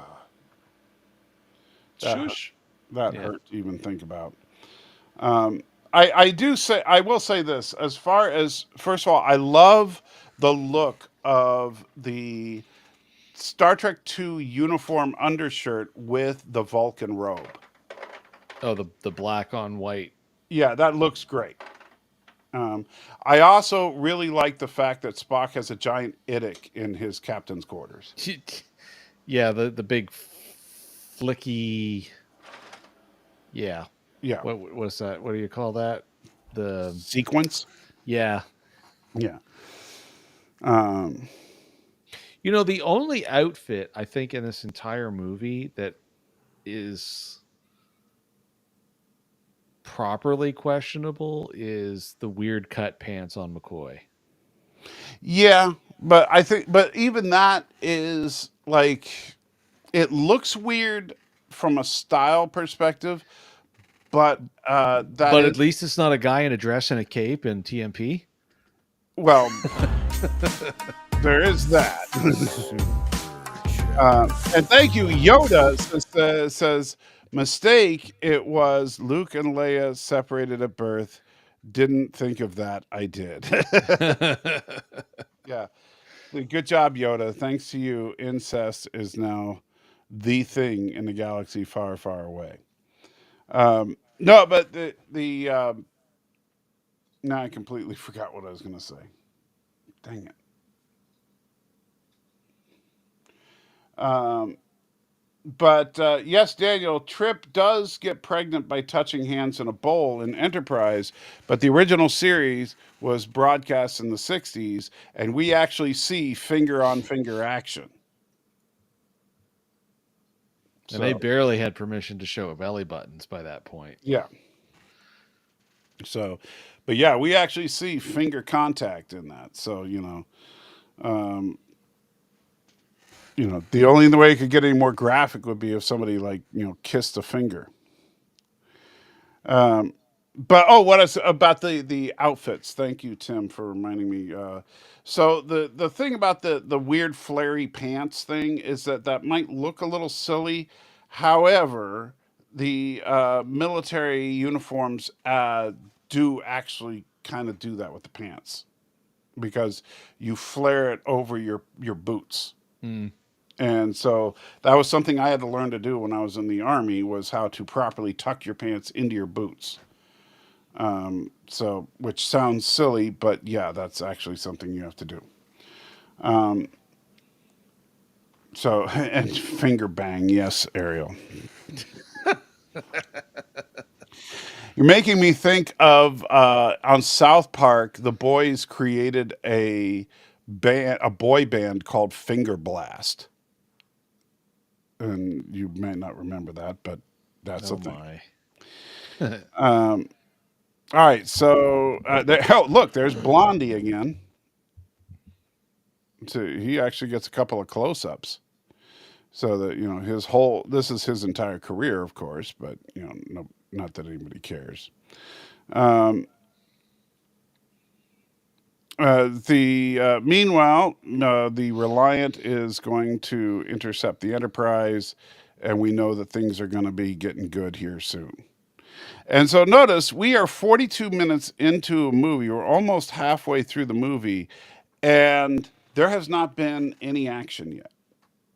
It's all been just building up this Yeah. anticipation for what's going to come. And this is how you do an action movie, people. This is, you don't just shove action scenes at the beginning of the movie and throughout the movie and just have like big explosions everywhere.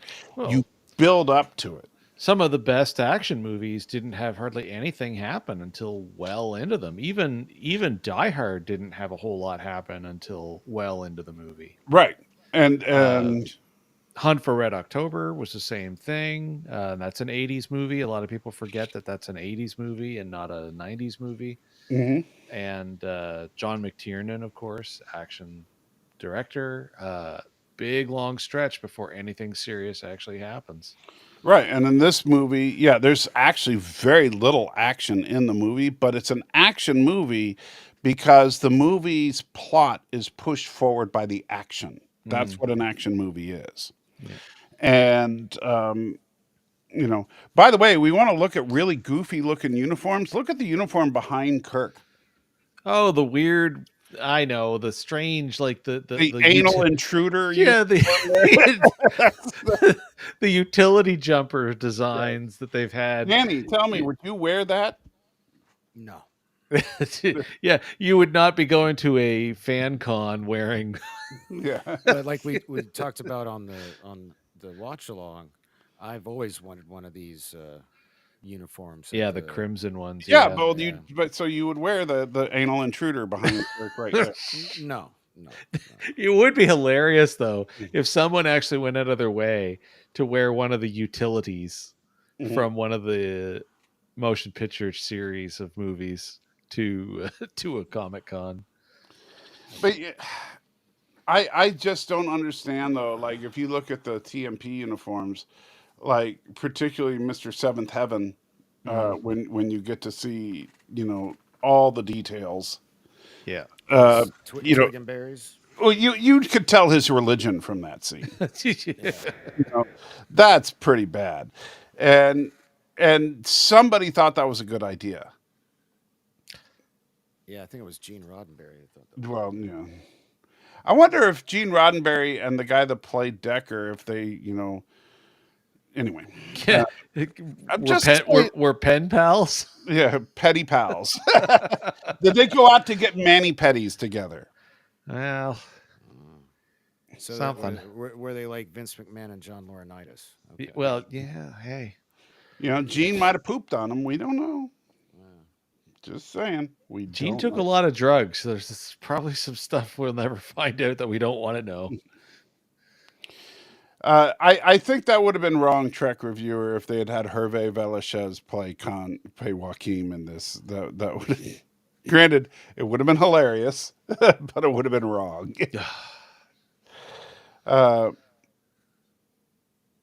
What are the turtleneck color code in this movie? White is command, green is medical, yellow is ops, I believe, and blue for sciences, if I remember correctly. Well, there was also Chekhov and Uhura are wearing gray. Is it gray or is it blue? I thought it was. Could be. I mean, I thought it was gray, but Yeah. yeah. But I could be wrong, Tim. I remember that white is basically flag officers, and so Kirk and Spock, obviously wearing white. Maybe gray is command. What's Sulu wearing? I didn't catch that. Is he yellow? I think Sulu's wearing yellow. Yeah, I'm double checking here. I'm scrolling through. Well, so Terrell is wearing white. Yeah, but he's a captain. Yeah, no, I'm just watching. The science officer guy's wearing yellow. The lady behind Terrell's wearing green. Chekhov's wearing like a gray blue. I just don't think they know. Yeah.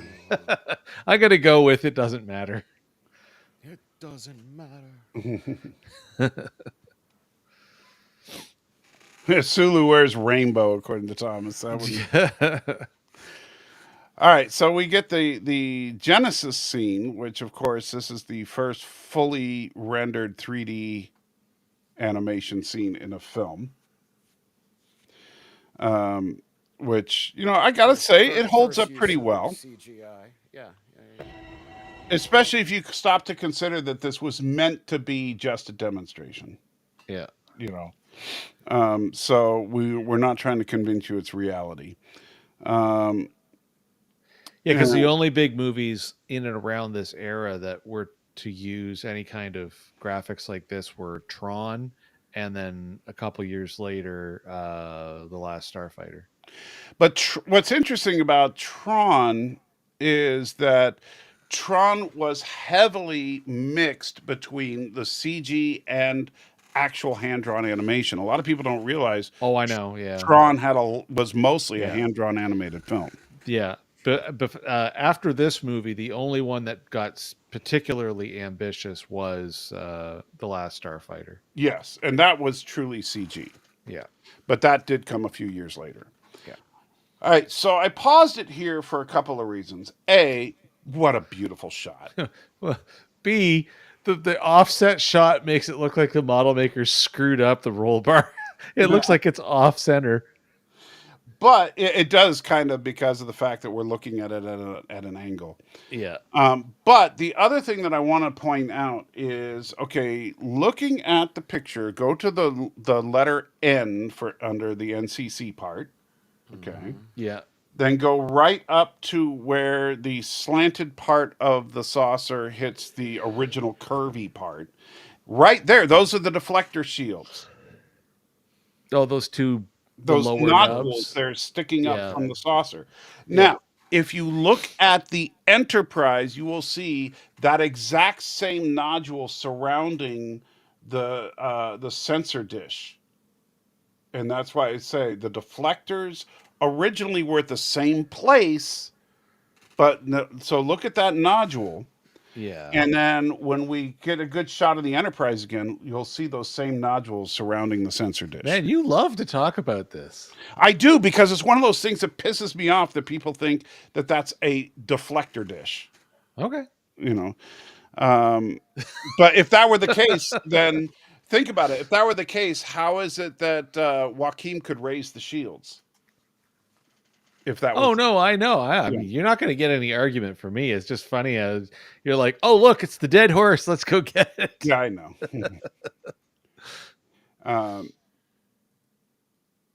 And there's of course one of my favorite shots of the Enterprise where you can see where the damage is going to happen. Yeah. it's Oops. Big. it's unfortunate, but it is what it is. Yeah. And so you could tell that this shot was originally meant to be inside of the nebula because that's where the Enterprise is hit in the nebula. If you think where you see the dirt. No. Yeah. No, that's where it gets hit outside the nebula. Uh-uh. No. No, it gets shot there twice, It's actually. all of Well, it. you see. Oh, well, you actually see. Yeah, you both. see all the damages. It's Yeah. like they did all the damage shots and then went back and did the repaint Yeah, because the secondary hull and you're the right. torpedo. You're right. The initial Yeah. hit was right there, but Yeah. I'm thinking about when they hit just above that on the torpedo tube. Yeah. You know. Yeah, so it really is it's though they decided to go and do all of the things Yeah. and then reshoot the passing scene. Or somebody forgot the shooting schedule. Yeah. Can you imagine? But you can also tell, like looking at this shot, and we were talking about it a little bit, is look at the paint job on the ship itself. Doesn't look nearly as nice as the shots that are reused from TMP. And I'm assuming that this is after it got wrecked by whoever they lent it to. No, this is a smaller model. Oh, it's just a different model altogether. Yeah. Okay. So, but only the original model did they ever paint up like that, and it shows, unfortunately. Yeah. I also kind of like this is one of the very few times in all of Trek where we see a direct representation of the inside and the outside of the ship in relation to each other. Oh yeah, with respect to where the damage is taken. Right, because the Reliance phasers are hitting right along that upper arch part of the hull, and then we see that's the upper arch of the hull right there, and why we have all the smoke and gas and all that. Oh, that's definitely happening. I was gonna say I don't think he needs to be told to do that. Well, he's been sleeping through the show, so there's that. I just took a couple micro naps, nodded off for a few seconds. It was a little more than micro. Sorry. Yeah, all sorts of hell is breaking loose. Aurora, Unfortunately, turn off those damn channels. yeah, this is another problem. Right here's the damage report. Notice where Spock is pointing right there on the saucer section. And you can see the blinking lights. I'm trying to pause it where the lights are on. Well, my face is in There. the way too. Oh, yeah. Well, move your face, jerk. But you'll notice that Spock is pointing out damage that has not yet happened. Whoopsie. Yeah, again, shooting schedule. Yeah. So Also editors. yeah. Yeah, look, that's all it was. Yeah, Thomas. Dork was resting his eyes. Okay, Thomas, sure. So unfortunately, it's the torpedo hit that hits the Enterprise's saucer. Yeah. Here comes. Here it comes. Hang on. And it's like, wow, look at all those stunt people and Kirstie Alley. yeah, exactly. She gets to stay at her seat. You're not in danger, so you stay right there. And also, you're not a Betazoid, so we know you're not going to crash the thing. Yeah. Yeah, so Kirstie can actually drive a starship without crashing. Yes. Unlike certain other women. So yeah, after the Reliant just wrecks havoc on the Enterprise, we get the one. I gotta say, both the music, the acting, the visuals, everything comes together. This is one of the most perfect action sequences in film. And especially the way the music is, because like if you listen to the music as this whole scene is playing out, it's just so perfect. Oh yeah. Well, and it's just the like there's these little beats that just before everything breaks loose, where the tension is being brought to an absolute climax. Yeah. And by the way, right there, you can also see in this shot where that torpedo hit the saucer section, Yeah. which which goes back to unfortunately the visual effects in the 80s couldn't quite show it, but it does show that the torpedoes are guided weapons because the Reliant fired from above, the Yeah, and under and then up. it scoots around. Yeah. And then of course Kirk whipping out his glasses. Damn. Yeah. It's like, I gotta look like a nerd. Yeah. Yeah, I do, and of course that poor girl wearing the anal intruder. I don't understand that uniform. That just looks painful. I mean, think about it. If you're wearing that uniform, what do you do when you got to go to the bathroom? Well, all we got to do is talk about every one of those uniforms in TMP then. Yeah, but these uniforms are like specifically designed to make it difficult to go to the bathroom. I mean, look at her. Well, you're presuming that is connected up and all the way around the front. I don't think so. I think there's a little bit more forgiveness in the functionality compared to the TMP episode. Actually, you know what's funnier is the season 1 and 2 TNG are by far the most unforgiving. Oh yeah. Tim says the uniform has a built-in recycling system. So it's like one of those still suits from Dune, except for starships. And I do like this part right here where they actually, even though they're using the same setup that they've used all along, but where the camera's panning over the controls, it makes it look like the controls are way more complicated than they are. Oh yeah. Because if all of a sudden you have to find the override and you don't know where it is instinctively, good luck. Yeah.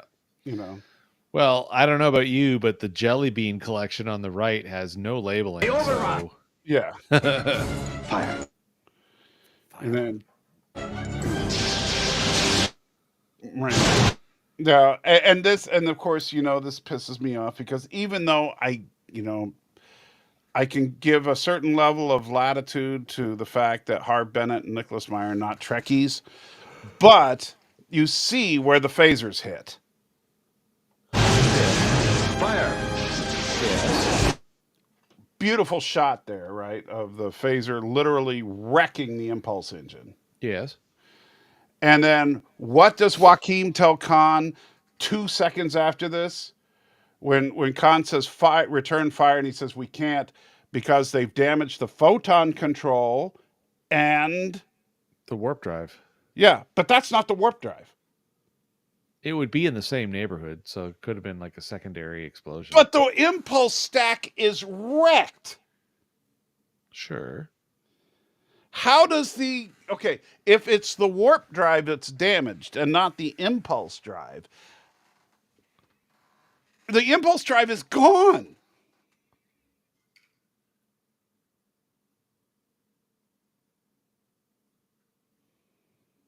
Yes. How are they leaving? Under auxiliary power? Whatever. Tim. You know what? That's what I've always figured as well, is that dome needs to be connected to the warp drive. Yes. There we go. But yeah, old man yelling at clouds. Whatever. You've been in fine form tonight, sir. Yes. But see, even like right here, look. Okay, so how is it that the impulse engines, which are located right there, how are they working, but the warp drive isn't? I don't know. I need to see a technical diagram to be able to speak intelligently about it. It makes no sense. Come on. Maybe it's just moving on inertia. Who knows? But the engines are glowing. Yeah, but those are the exhaust ports. That's the bit that makes you thrust.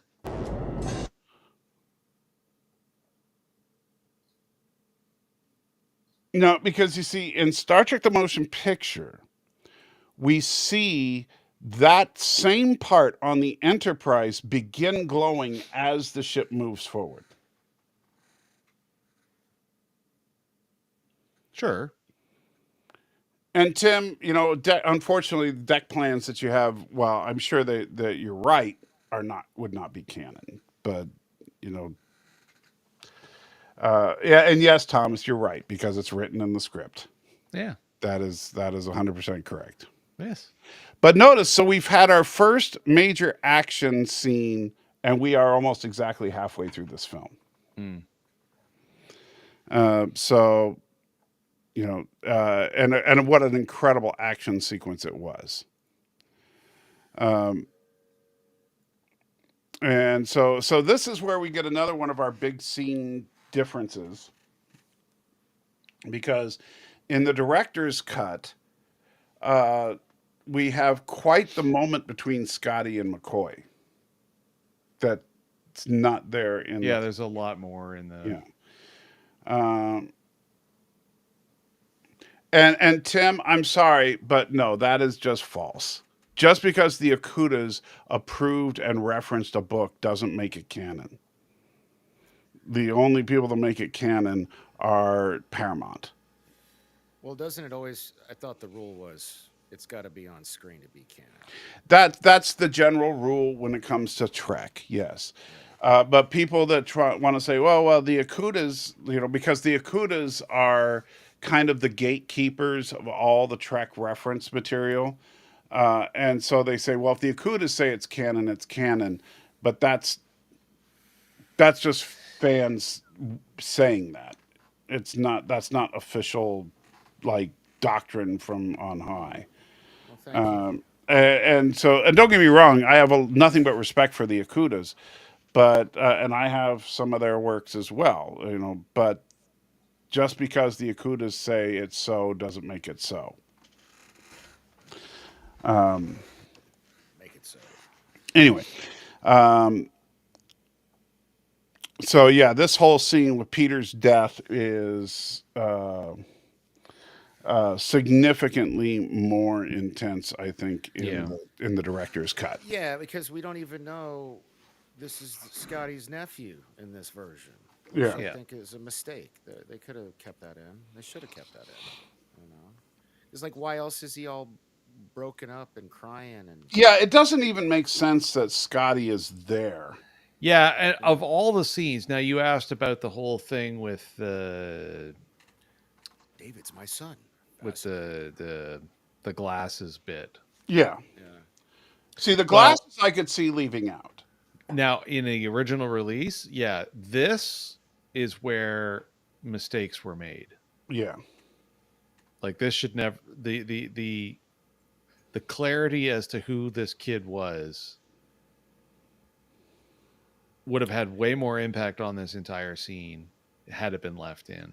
Yeah, if we'd known that was Scotty's nephew. He stayed at his post when the other trainees ran. I mean, there's actually some stuff in the novelization that takes it even further, which I think would have been interesting. Because in the novelization, which is based on the screenplay, not on what was filmed, the novelization includes that Saavik, not only was Saavik half Romulan, but she and Peter were basically study buddies. Which is why she reacted when Scotty brought him up. Very interesting. Yes, so she and Peter were close, and so unfortunately, that's cut completely. You don't have any idea that she even knew him. But for some reason, she reacts when Scotty brings his body up to the bridge. It also doesn't make any sense that Scotty would bring his body up to the bridge and not straight to sick bay. Yeah. We talked about that on. Yeah, that's kind of clunky. Yeah. And yeah, Brian, we talked about the Escape from Witch Mountain connection earlier. So it's it's too bad that they cut it the way they did, because I think that this would have been a lot better the other way. And I also think, leaving in Savik's Romulan heritage would have been good. And I think that they should have added dialogue to include that. Like, just all it would have taken would be one scene of Peter seeing Savik again and saying, "Hey, good to see you again," or something. Yeah. You know. Um, and so just to show that they knew each Yeah. other. And of course, Peter, gives his last gasp to Kirk and dies. Um, and the Enterprise shows up. Beautiful model here. This model, though, is just what you see on screen here.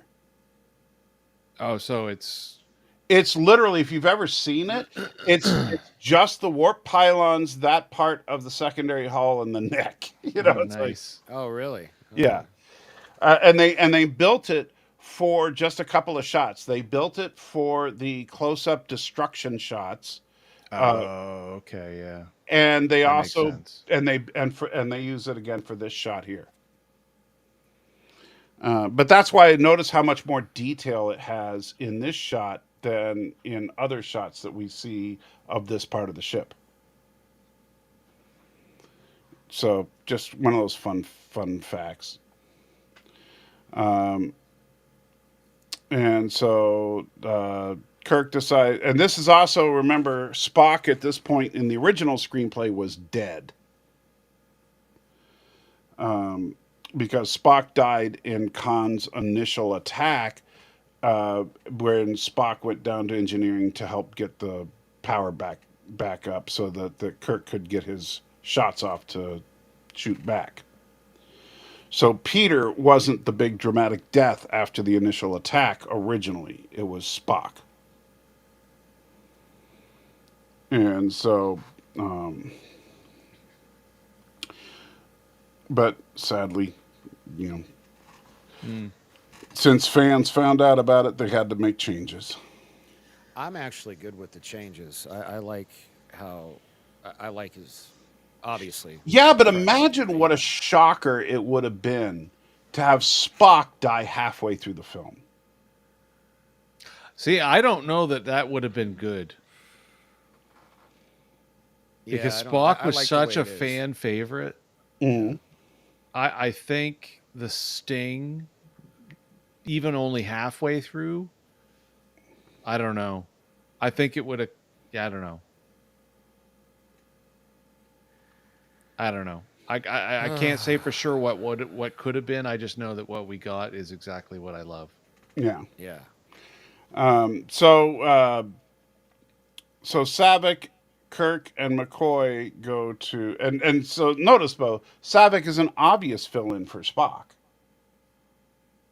because how many times does Kirk, Spock, and McCoy do something? Right. It's You know? yeah. It's usually those three. Yeah. Yeah. Yeah. And so Savick is Spock's replacement from this point onward in the story. But yeah, so Savick, McCoy, and Kirk go to the base and try to figure out what's going on.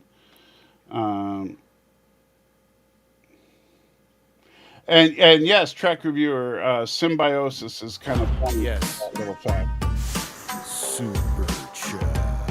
What do we got here? Oh. So Jason, thank you so much. Says at least they got Khan's blood off at the end to bring Spock back. At least they got Khan's Oh, blood. I think You're somebody confused. is having Yeah. fun at my expense, What? Thomas. That seems like something you would have said. Yeah. Well, I think he's just milking my whole mistake with Star Trek V. Mm-hmm. Wow. But hey, for money, milk away. Yeah. I'll take that money milk. Yeah. That money milk from Jason. Jason's milk, notwithstanding. Let's continue onwards. So they find the dead bodies of some of the crew. Savick tells Uhura to shut the F up. And she really does too. I mean, that was It just is about as polite as, but terse. yes. Then they find Terrell and Chekhov,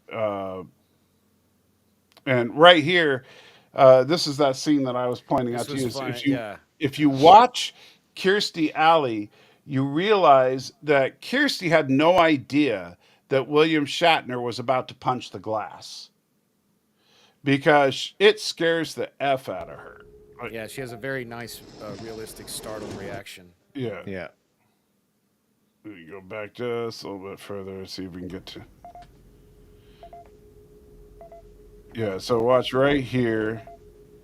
Beep beep, nothing, and punch. Yeah, she's like, what the heck? What's going on? Yeah. Does Jason's milk come in bags? Yes, it does. It can, I should say. Your milk can come in bags? Yes, if you choose to buy milk in a bag in anywheres from Ontario eastward, you can. Yeah. You can get I it in thought he was plastic talking about containers. Your chest bags, I thought is what he was. No. It's the you've never heard about the fact that through a huge chunk of Canada you buy milk in bags? That makes no sense whatsoever. Now, if I showed you how it worked, it makes a lot more sense. But at the same time, it also beggars the question, why? Yeah. Wow. So Jason sells his milk in bags. That's what I've learned today. So then they go to the transporter room, which, by the way, is it just me or does this transporter console look nothing like any other tech that the Federation ever had? Ever? No, but if I'm not mistaken, this room is suspiciously similar to the transporter room on Starbase One in Yeah, it does look a lot like Search that for room. Spock. Yes. Suppose they go nowhere. Um, Then you'll be But- able to get away from it all. You know what that does look like to me, though, when I look at that weird console, is it looks to me like a modernization of the M5. Yeah, it could be. Yeah, like that's what the M5 would look like if it was made in the 80s. And then we get the really ugly communicators. I know, man. Those communicators are ridiculous in this. Yeah, Yeah. I don't even understand what the. I deal do was really with like the that. field jackets, but I don't like the communicators. I think the communicators look just stupid. And by the way, so look right here. So remember on Kirk's arm, you can see all those pins for his years of service. On Yeah. Savik's arm, nada. It's like it's just a red and white band. Right, Yeah. because she's just a lieutenant right out of the academy.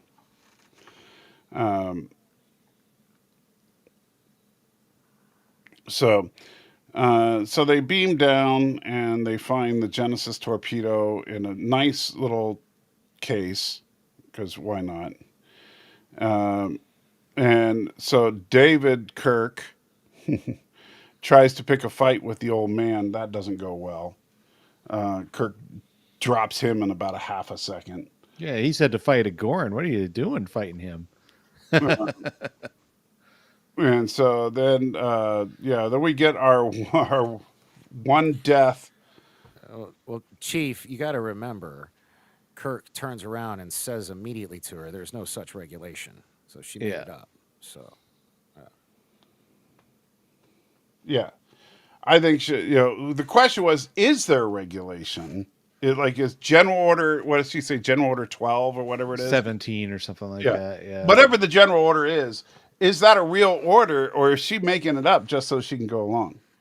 yeah, she just wanted. We never get a resolution to that. Dang it. But we do know that Terrell vaporizes this dude. That's wicked right there. You don't, Terrell's headache is deadly. yeah. But for some reason, so the SETI eel in Terrell just gives him a really bad migraine, and so it's so bad that he kills himself. While the SETI eel in Chekhov is just like, you know what, I'm out. Well, because he knew that the other one got zapped. I'd run too. We don't know their taxonomy. They could be any kind of telepathic. We have no idea. Yeah. And this is supposedly Chekhov's ear. Yeah, well, that we know. That there's a couple of ear shots that are models. This is one of them. Yeah. The one earlier on in the show was Yeah, when we also see it go into his ear. yeah. So then Khan steals Genesis. Everybody's depressed until they see the giant clock. Because for those of you that don't know, back in the 80s, everybody had a clock that was that waterfall. There was definitely a few of them. Yeah. I'm pretty sure the American government was giving them away because everybody I know had one. Um, and so then Kirk is eating an apple because he wants to look like an a-hole, as he explains that he cheated on the Kobayashi Maru, and then takes a bite out of the apple just as Spock beams him back to the He Enterprise. didn't cheat. He just changed the conditions of the test. He He cheated. reprogrammed the machine. He still took the test. So you're telling me that if I get a hold of the answers to an exam ahead of time, but I take the exam anyway, I'm not cheating? Well, that's not exactly what he did. Right, but but Jason's defense was he still took the test, even though he cheated. So and especially Maybe. if it's only cheating when if you get caught, he got caught. He got But he a got a commendation. commendation. For Yeah, which original makes thinking. no sense. I mean, honestly, as much as I hate the fact that they handed Kirk a starship in Star Trek 2009, that makes more sense than this explanation. Well, he doesn't like to lose. Yeah. He doesn't. He's on record as not liking to lose. Yeah, I get that he doesn't like to lose, but that doesn't excuse cheating. I'm just saying. All people go by the book. And by the way, this is the first time we see people talking while beaming. Mhm. Yeah, and they Which do was- a pretty good job with the sound effects for it too. Yeah. Yeah. Yeah. So Kirk and Savick change their clothes because they were naked together or something, I guess. And then they're heading up. Now this is another scene that was cut, but I say good move in this case, which was they show them talking while climbing the ladders. Oh, yeah, about David being his son. Oh yeah, that's a cheesy scene. Yeah, The way and Spock grunting, fascinating. Fascinating. Yeah, and the way even Shatner says the lines, it comes across clunky. Yeah, it was not a good scene. So No. I think cutting that out was a good idea, and bringing it back for the director's edition was just they were trying to find scenes that they had cut out and they had the footage for. Yeah. And so then this is a nice little musical cue where we hear the Enterprise theme as we're looking at the bottom of Regular One, and then it fades into Khan's theme as we get to the top of Regular One. I thought that was really good. And this is one of those moments, and I think we talked about this when we did the music, well, the soundtrack music rankings. Because they don't have lines stepping on the music stands out, and it allows the composer to let the music stand out. Yes. Yeah. And the music is its own dialogue in a sense because Yeah. we've created this language where we know when we hear da-na-na-na-na, that's Khan. Exactly. And so when we hear it, it's not just dramatic bad guy music is dramatic. That's Khan's theme. Yeah, that is clearly Danger Zone. Yeah. Yeah. And so it fills people in both what we see and we feel it from the music, the danger of how close they are together. Yeah. And then we get a little bit more of that with tactical display.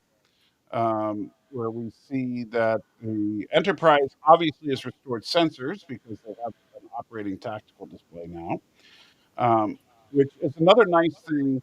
Show don't tell, right? They Yeah. never say that the sensors were fixed, but earlier they couldn't see what was on the other side of the planet because the sensors were broken. Now A we distinct possibility. yeah. So, but now we do see what's on the other side because the sensors are fixed. Um, and they also use this so that Kirk orders the tactical display right before we see this, so that we know what tactical display is, so that when they say tactical doesn't work in a nebula, we know what they're talking about. Mm. Unfortunately, they don't say tactical doesn't work in a nebula because Kirsty flubs her line. And nobody. And here's your favorite part of the entire movie, Jason. Oh yes, the flashlight guns. Yeah. Everybody, get your flashlight gun. Yeah. And Everyone walk around. play the most dramatic music ever played while carrying a flashlight. Yeah. Oh yeah, they've got that dialed all the way up to 11, man. Yeah. It's like everyone's just Because like, this go. big heroic, the ship is readying for battle, and they're carrying flashlights. Yeah. We don't know why. I mean, that dude's got a flashlight and a fire extinguisher. So, And they got the carpet cleaner in there too. yeah. Yeah, right. Yeah, see, he's got the portable carpet cleaner and a flashlight. It's like everybody's got their flashlight. That's Yeah. like, I wonder if how many of these guys stole the flashlight from the set. Oh, that'd be funny. Because I knew if I was one of these guys, I absolutely would have. Oh, they would have had like entire boxes of those things too. Yeah. The prop department probably would have gone nuts making them. And now, and of course, this is what I complained about before. Why wasn't the torpedo system already armed at this point?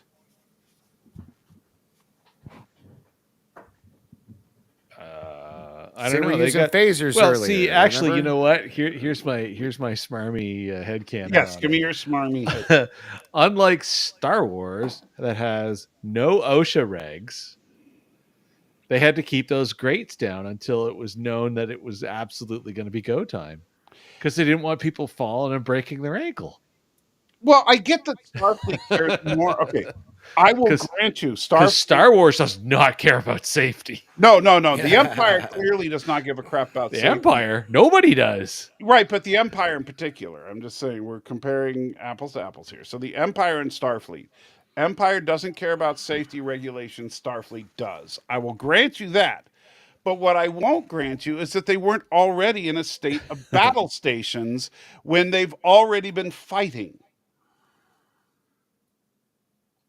I don't know. Safety regs. They were still fixing things. They needed safe transit across the thing. It's a submarine. Submarine. It is not a submarine. I always hated that. It's not. They're not all, because actually the Enterprise is supposed to be more like a cruiser. That's what they call it in the show and in the all the books and all that. Yeah, but you know that the vast majority of the influence is from submarine warfare. It's a cruiser. Well, you can call it whatever you want. I call it safety protocols. So yeah, so then the two ships are chasing each other towards the Mutara Nebula. Come on. I'm laughing at your superior intellect. So right here is a beautiful shot where you can see the deflectors around the sensor dish. Your little nodules there, little Yeah, nipples. do you see what I'm talking about there, Jason? Yeah. Yeah. Oh yeah, I know very well exactly what you're talking about. You Right. just love to I know I loved it because it You pisses dig the me off horse. that You people- dig the horse up every other time. There's a picture of these things. Up. because it bugs the crap out of me that when people say that that's a deflector dish, because it's not. It's a sensor dish. Okay.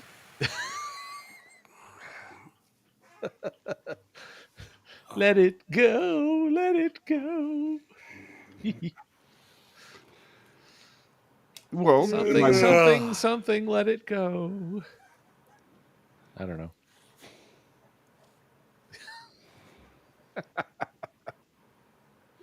Anyway, Jeez. so the Enterprise goes into the nebula, chased by the Reliant. This is a beautiful shot right there, where the Enterprise makes that little maneuver right here. Mm-hmm. Yeah. This is probably the nicest piece of ship porn of all the new footage, in my opinion. Is this Well, I shot. also like when it does this a very similar shot when it comes up behind Reliant.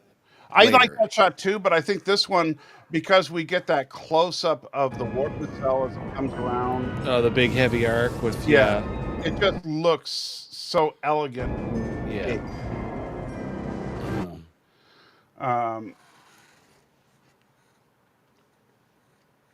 And no, yeah, Quebo. Yeah, much as I hate to agree with Tim on anything, yeah, in this era, it's the deflector dish in the TNG era. It's the sensor dish in the TOS era, which begs the question. So, since there are Miranda classes in the TNG era, what's their excuse? They just like to keep the vintage tech around. Yeah, no, I'm just saying. So, the TNG fanboys out there that say it's a deflector dish, then why? So you're telling me Miranda ships have no deflectors? Just saying.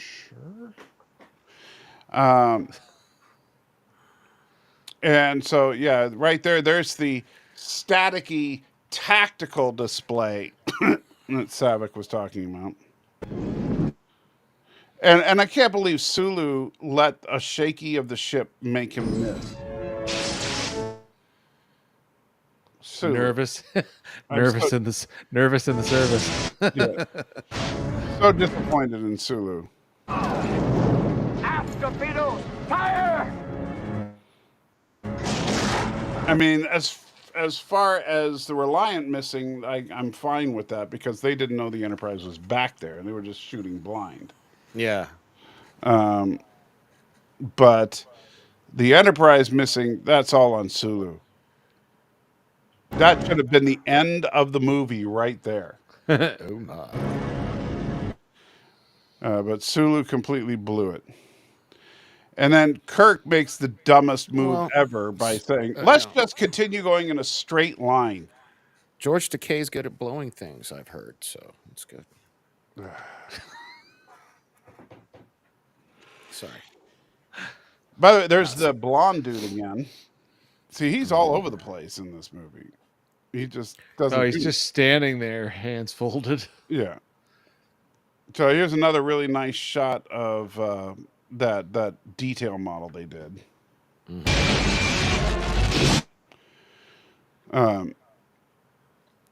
So yeah, that's not good.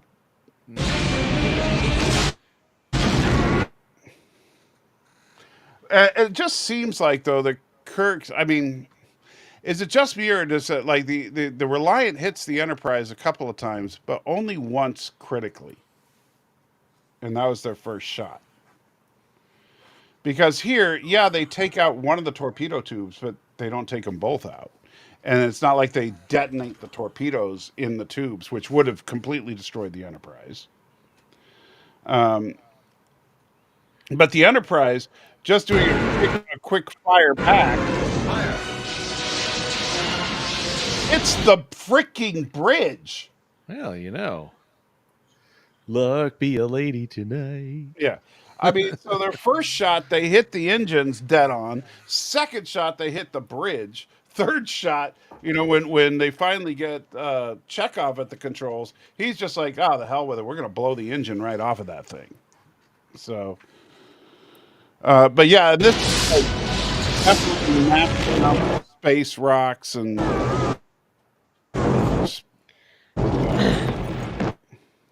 Space rocks and giant girders. yeah, because Uh-oh. one thing we know that spaceships are made out of its big All girders right. and rocks. So we're coming up on the scene that I ruined for you guys. You need to point it out to everybody else. Oh yes, yes. Let's ruin it for Yeah. everyone. Which Yes. was that? Oh, yeah, Yes, the Yeah. the eyes. death of Joaquin. Yeah. Such a tragedy that. I shall avenge you. All right, so yeah. Oh no, go no. I know. Play it. I'm okay. So I Right was there. trying to get as Right close there. as I could. So okay, so everybody watch Joaquin. You know that's the in case you don't know, Joaquin is the guy Khan is squatting over here. Watch his eyes, particularly after he dies. Yeah. Yeah. And Did you see it? And he closed it. He and just as Khan leans over him, he closes his eyes, probably because he saw. You know, my guess would be that Khan's hair hit him or something. well, that or he just didn't want his eyeballs Yeah. in his So yeah, watch beautiful his eyes. his beautiful as Khan chest hair. leans into him. So zip. Yeah. So Yeah, they're closed like way before he even gets close. So I think it's just Yeah. like just an instinctive reaction. yeah. So No, that's what I was gonna say, Cerstus. Was that Yeah. chest coming yes, in at him? that Pike level chest, Captain Pike's hair level chest. Yeah, no, Tim says it's the medallion. Whatever it was, he closed his eyes. so, Yeah. Yeah. so now you'll never be able to watch this scene again without seeing that. No. Congratulations, Danny has ruined Star Trek 2 for Hey. everybody. Hey, like I said, my mom pointed that out to me when I was like, 6 or something. So it was, So this is the scene you're talking about that you thought looked really good. Yes. I think what makes this scene really cool is because even more so after you see it, and on repeat viewing, it's like this is the hero moment. It's like we're gonna get this guy. It's not Yeah. just that it's a cool shot; it's everything else that's with that. You know that this is it. This is the moment where Khan's the going down. final blow happens, and And Chief Cook, how old is Khan? I mean, I know Tim says 300 years, and that's only if you're counting the time he was frozen. But yeah, he was in 1996. He was in his 20s. it was either late 20s or early 30s. Right. I'll go look it up again. Right, but then he was frozen until until the Enterprise found the Botany Bay in Space Seed. And Tim, yeah, that's hardly a Riker maneuver level joystick. For one thing, you can see it's a Russian sized, as opposed to Riker's big manly American sized joystick. And also, it's not really a joystick so much as a strange choice in the prop department for make the photon torpedoes fire. Yeah. I'm assuming that it's so that you could manually target. Maybe. But it's not even a joystick. It's just like a button. Well, we don't know. Like, is it possible that he can move it? Maybe. We don't really see below his hand at all. If it is just a button, then it would actually, there's a certain amount of logic to it in that you don't want someone to be able to accidentally fire a torpedo. And so you want it so that you, A, have to open up the panel, B, have to pull the stick out, and C, have to push the button. So by making it a 3-step thing, it's not like someone's going to trip and grab the console and accidentally fire a torpedo. Okay, original Khan, the only Khan, was born in 1959. Okay. So he was, so by the 90s, that's well into your 30s. Yeah. Yeah, so he'd be say 50-ish, notwithstanding him being asleep for several hundred years. Which would make sense because this is Kirk's 50th birthday Yeah. centerpiece of this whole movie. And so it would make sense that he and Khan are roughly the same age. And Chief, it's not a submarine. I don't know why you say it's a submarine, but it's not a submarine. And why can't it be a blue torpedo? I mean, come on. Blue looks so much better. It's Well, only yeah, ever but- been- Red's more menacing though. So Yeah, we don't want the Enterprise's torpedo. So fine, you make the Reliance torpedoes red. But the Enterprise's torpedoes should be blue. See, they just don't understand Star Wars coloring rules for Yes. good guys and bad guys. Anyway, So yeah, precisely, he'd be 52 when Khan dies here. yeah. And right there, I mean, phew, that's bad. Yeah. You know, at this point, you know, there's no recovery for the Reliance. oh yeah, yeah. Yeah, it's basically just like having a whole leg. yeah, blowing that nacelle off.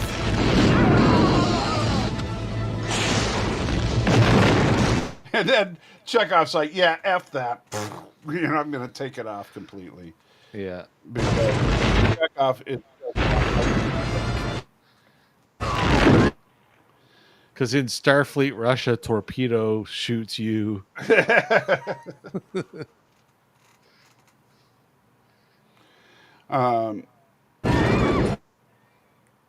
So, yeah, that's it for the Reliance. Finish him. Yes. And I know we talked about this when we were watching it. This is extremely graphic for a early 80s PG movie. Yeah.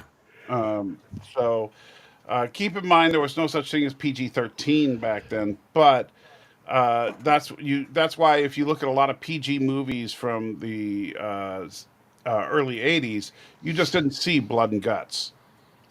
Or they were able to push it further than they should, and then that's what caused. Right. That's 13 why to we come ended up into with play. PG-13 a few years Yeah. later. Yeah. But like when we see Khan lift his other hand and his hand's all mangled, Yeah. it's like The hand whoa. bothers me more than his face, to be honest with you. Yeah. Yeah, right there you can start. Oh, the stumpy burned hand. Yeah. Yeah. The joke you made while we were watching was Yeah, he should have kept his gloves on. yeah. Yeah. 1984, by the way, for the fun factoids on PG-13 was when they actually rolled it just out. put that in the chat. Red Dawn Yeah. was the first PG-13 movie, Yeah. which I did not know that. Yeah, right there's a good shot, and props to Ricardo Montalban for making it look like his hand is mangled. Mm-hmm. You know, that looks vicious right there. It's super unpleasant. Yeah. So yeah. So he arms Genesis device, and Spock says the line that he said more than any other line that he's ever said in his entire career. I'm detecting a pattern, an energy reading of a pattern I've never seen before. Because boy, Spock, you know, when Spock got onto the Enterprise, he just must have never seen energy before. Yeah. Because every single time he sees something that we haven't seen in the previous episode, it's a pattern we've never seen before. Okay. Again. Yeah, I know. It's kind of... It's one of those oddball things. going in there. Yeah. So Perhaps you're right. What is Mr. Scott's McCoy tells Spock, don't go into the death room of death. And Spock's like, you're right. It's kind of deadly in there. And then Scotty literally poops himself. Spock, Look at that. no. Is Yeah. Scotty pooping himself right there or not? Well, he's definitely having a bad moment. Yeah. I think Scotty's pooping all over himself.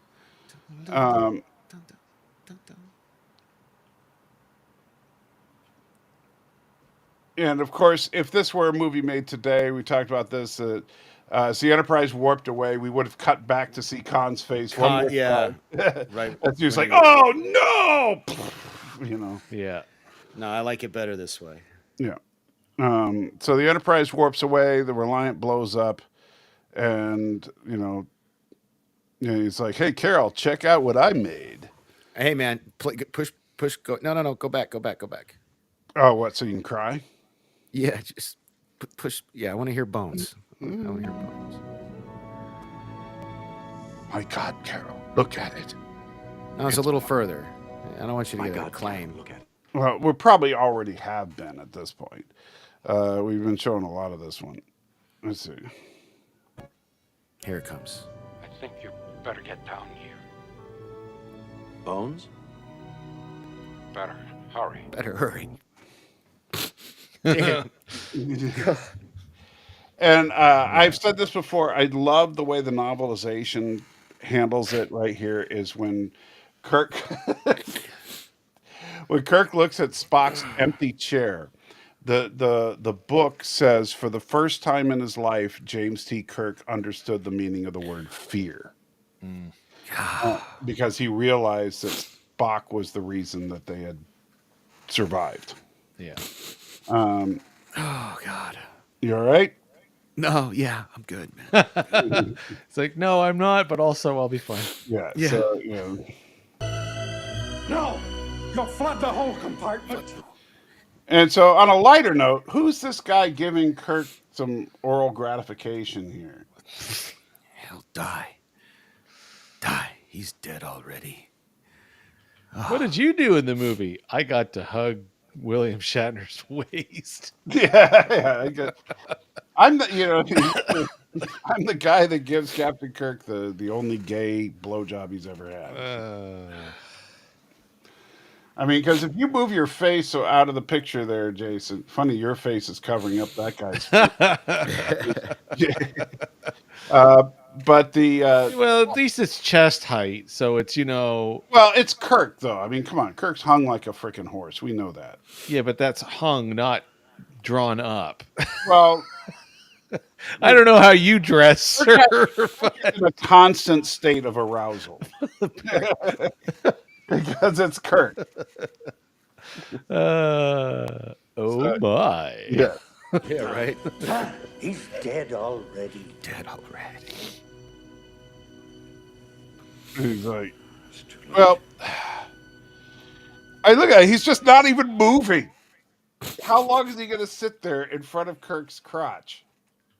As long as he needs to. That's his I job, just want to know. man. I would love to know what Nicholas Meyer was thinking at that moment as he was directing this scene. Was he literally thinking, "How long am I going to have this guy hold his face against William Shatner's crotch?" You know? Because this is an uncomfortably long period of time to have your face near another man. It's definitely an unnecessary number of minutes. Yes. So you see William Shatner kind of pull his head away. Kind of give him a little pat, you know. I Yeah, thought it was. it's like, okay, you're done. Yeah, you can go now.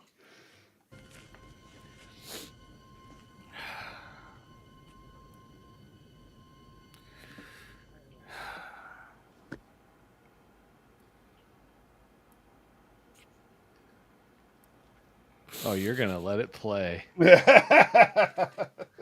I was like, you're brave. Well, anything for Danny. Bastard. No. He's not gonna get He at this moment you could just call him the Klingon bastard. Klingon bastard. Danny's not getting another word in on this one. Anytime he starts to say something, I'll just hit play. Oh man. So yes, so we wrap. Yeah. So yes, unfortunately, Spock is now officially dead meat. But like you said earlier, Jason, fortunately they have a sample of Khan's blood. That just makes This is the most brutal part to me, I think, is that Spock walking right into the glass. yeah. Which, by the way, fortunately, as time went on and better media versions came out, is not nearly as well apparent in the original VHS. Oh, that he actually hits it. Yeah, there's even the makeup that they've got on Nimoy for the radiation burns, it just doesn't come through on 240 lines of resolution Right. quite like it does on even on a DVD. The jump was huge. So yeah, unfortunately, this is one of the most gut wrenching scenes in all of cinema. Yeah, So I can't even be mad at Danny for being such a pansy about it, because no, it's a it's powerful scene. yeah. I mean, Shatner turns in his A game. Nimoy turns in his A game. Nicholas Meyer does a great job directing the scene. The music is powerful. Everything just works. Yeah. Oh yeah, the whole thing is dialed up to 11 teen. Right. And it's just, plus the fact that for anybody that's literally grown up with this character, seeing him die like that. And I think that's kind of one of the key elements that younger people who may not have consumed all of the Trek in order and across time multiple times would miss in this kind of a thing. Right, because like for me, I mean, you got to think about it. What was it? This 82? Yeah, 82 was the release for So this. in 1982, I was 14 years old, and I had spent every one of my 14 years old up to that point. Every day I was watching Spock, and to have that character that felt like he was a member of my family suddenly die on screen, it was like I never saw that coming. You just don't kill main characters like that, especially back then. No. And it was brutal.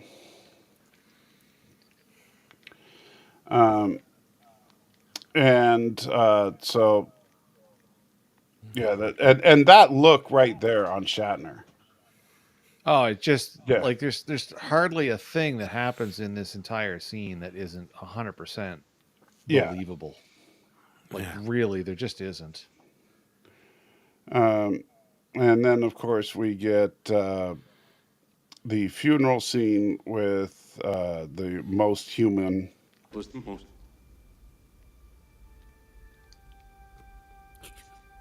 Human. Yeah, Yeah. and it's just good luck replicating exactly the way he does it, because the way he does it is what makes it stick the Well, most. J.J. Abrams did a great job of that in Star Trek Beyond, right? Or Star Trek Into Darkness. Sorry.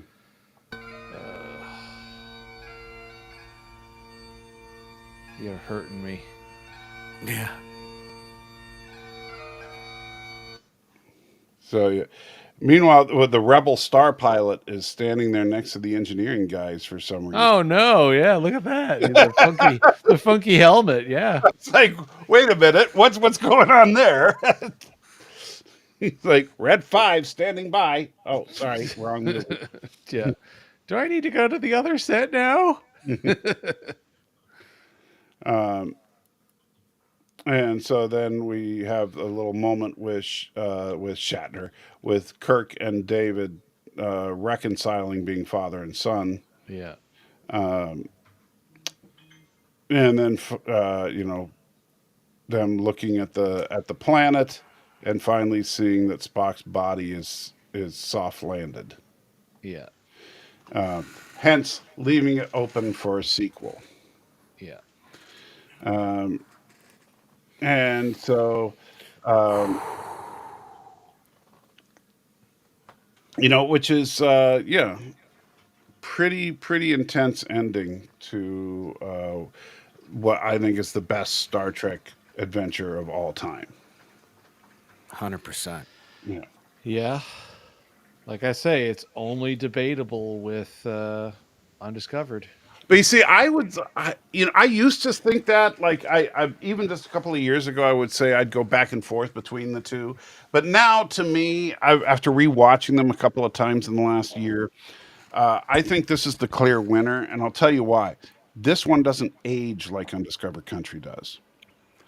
Well, and that's why I say it's the only one that is Right, debatable. but I'd say Undiscovered So- Country is clearly a product of, it's dated with the Berlin Wall. And this movie, despite Kirk's furniture choice and all that, this movie is a timeless movie. Oh, as far as it Yeah. being utterly detached from anything cultural, yes, it wins immensely in that Yeah. particular regard. But the reality still is that undiscovered country, you can't, but if you play this for somebody who has no bloody clue about anything, which, believe it or not, is very achievable these days, because people think that the Titanic movie is completely made up in the sense that the thing never happened at all in any Right. way, that it would just go over people's heads and they wouldn't have a bloody clue.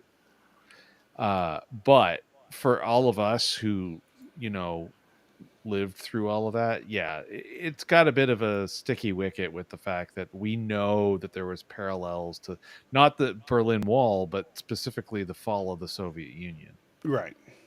Uh, and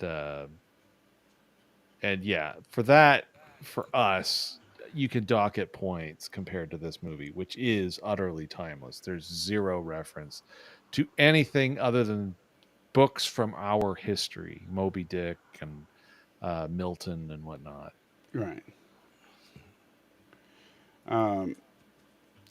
So, and Thomas, of course, says that Titanic was an inside job. Some people might say it could have been an insurance job. All right. So, all that being said, final thoughts and score out of 10. Now, I know you're probably dying to give this one at least a 3 or 4, but no. So what do you say? Okay, Danny, I know you're going to give it a 10 out of 10, but any final? Oh yeah. Any final thoughts that you're going to? I love this movie. If you want my final, just read my review on Criticless. This is 10 out of 10. I've watched this movie literally at least 100 times, and as you guys witnessed, I every fucking time I cry. Every time. Right Every to the time. wall. Yeah. How about you, Jason? Well, to not come across, horribly,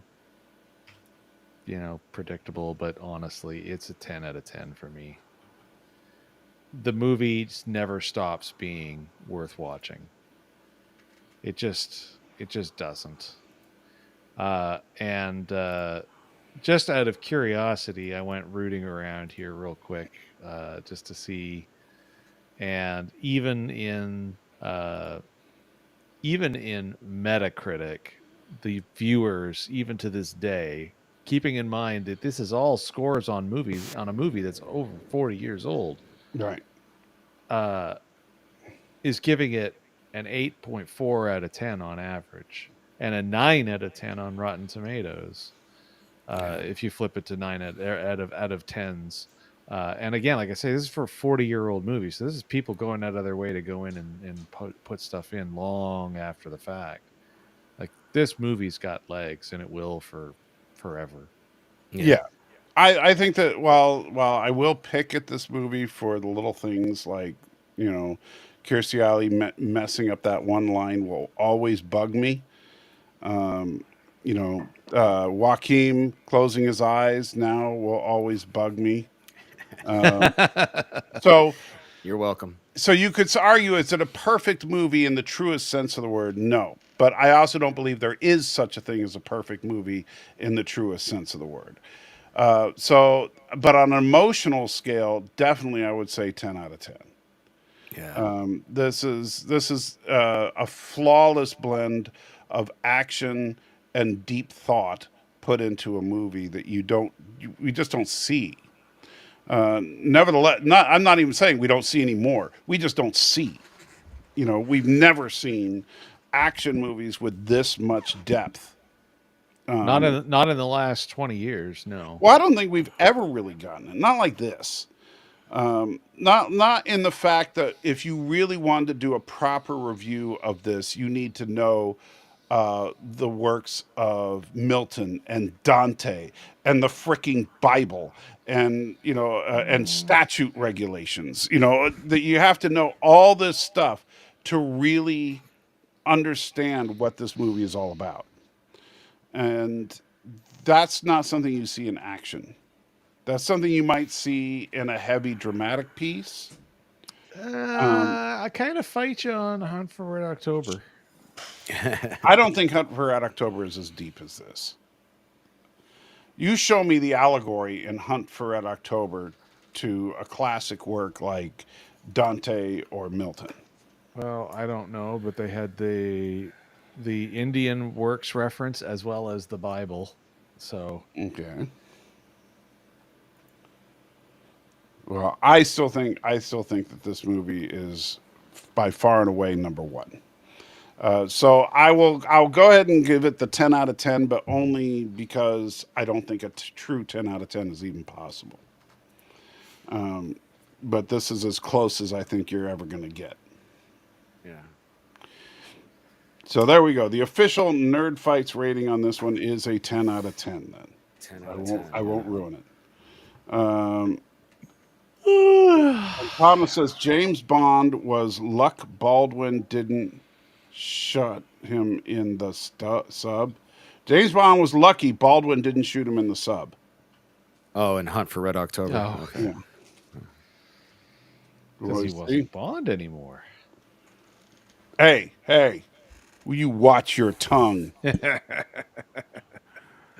Trying to argue that Sean Connery was ever not Bond?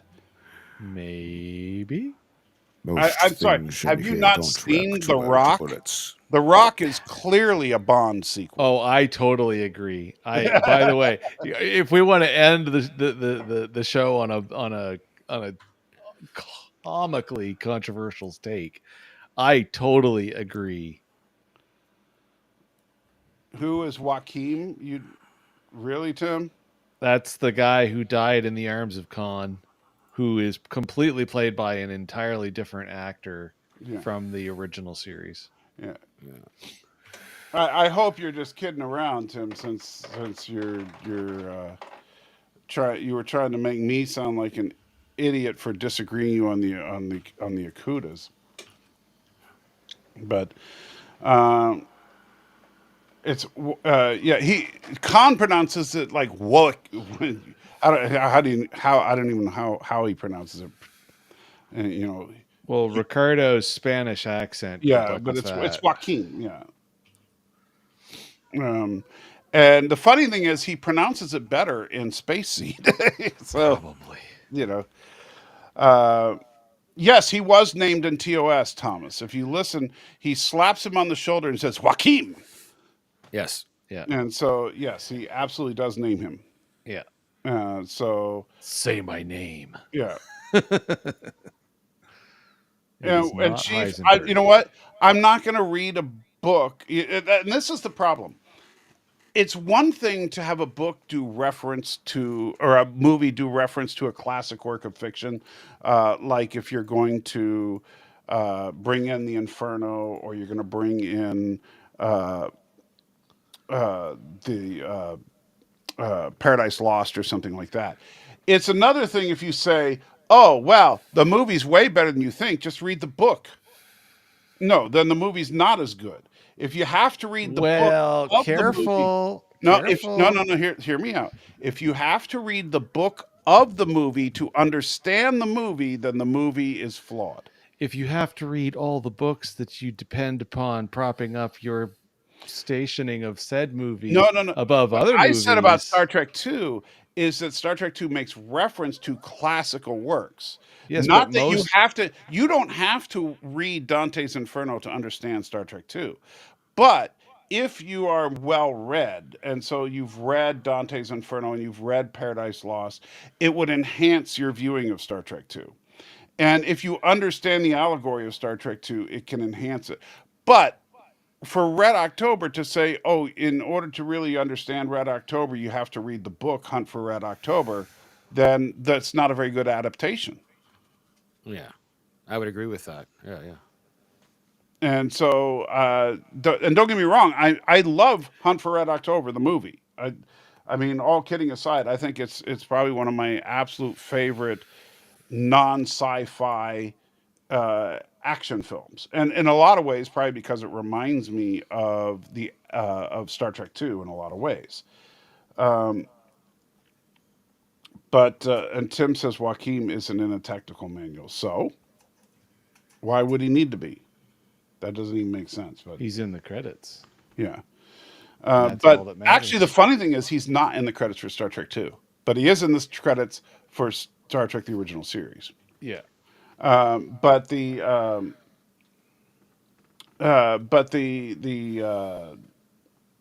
uh, anyway, the point I'm making is that if you have to read a novelization of a work of a movie to enjoy the movie, there's a problem. If you Well, watch I certainly never made the assertion. right, That oh, I know was you didn't, but Chief that I, made that.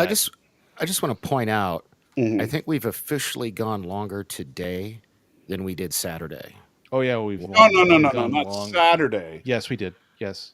Yeah, I don't think we went 4 hours Saturday. Oh yeah, but that's also because the first hour we weren't even. Oh, talking. we were all over Yeah, the map. yeah, Yeah, yeah, we were kind of. We were really only 3 hours. We found all the weeds and we picked them. and now it's just because Tim's being such an idiot, and but that's okay, Tim. I love you anyway. All right, guys. So we're gonna wrap it up there because it is getting late for poor Jason, and Yes. so and we got a whole movie music thing to do tomorrow, which I got so much work to do. That's for that. going to take a hot minute. Yeah. Yeah. and All right. I have to wake up in 11 hours, less than 11 hours. Oh, poor guy. 11 11 whole hours. hours. Wow. I have to be up in 7. Oh wow. Yeah, Oh, we'll remember to feel sorry for you there. I'll right. pour extra coffee in my mug tomorrow for you. But remember, you are the salt of the earth. I'm the salty trekker. Jason is the crusty, cantankerous Canuck, and Danny is just a crybaby. I mean, Only for this movie, man. yeah. You gonna defend yourself at all, Danny? You're just gonna admit it. everybody saw it. Everybody saw what? Oh, you cry? Yeah. So Yeah. there's no. Yeah. Yeah. Ship out of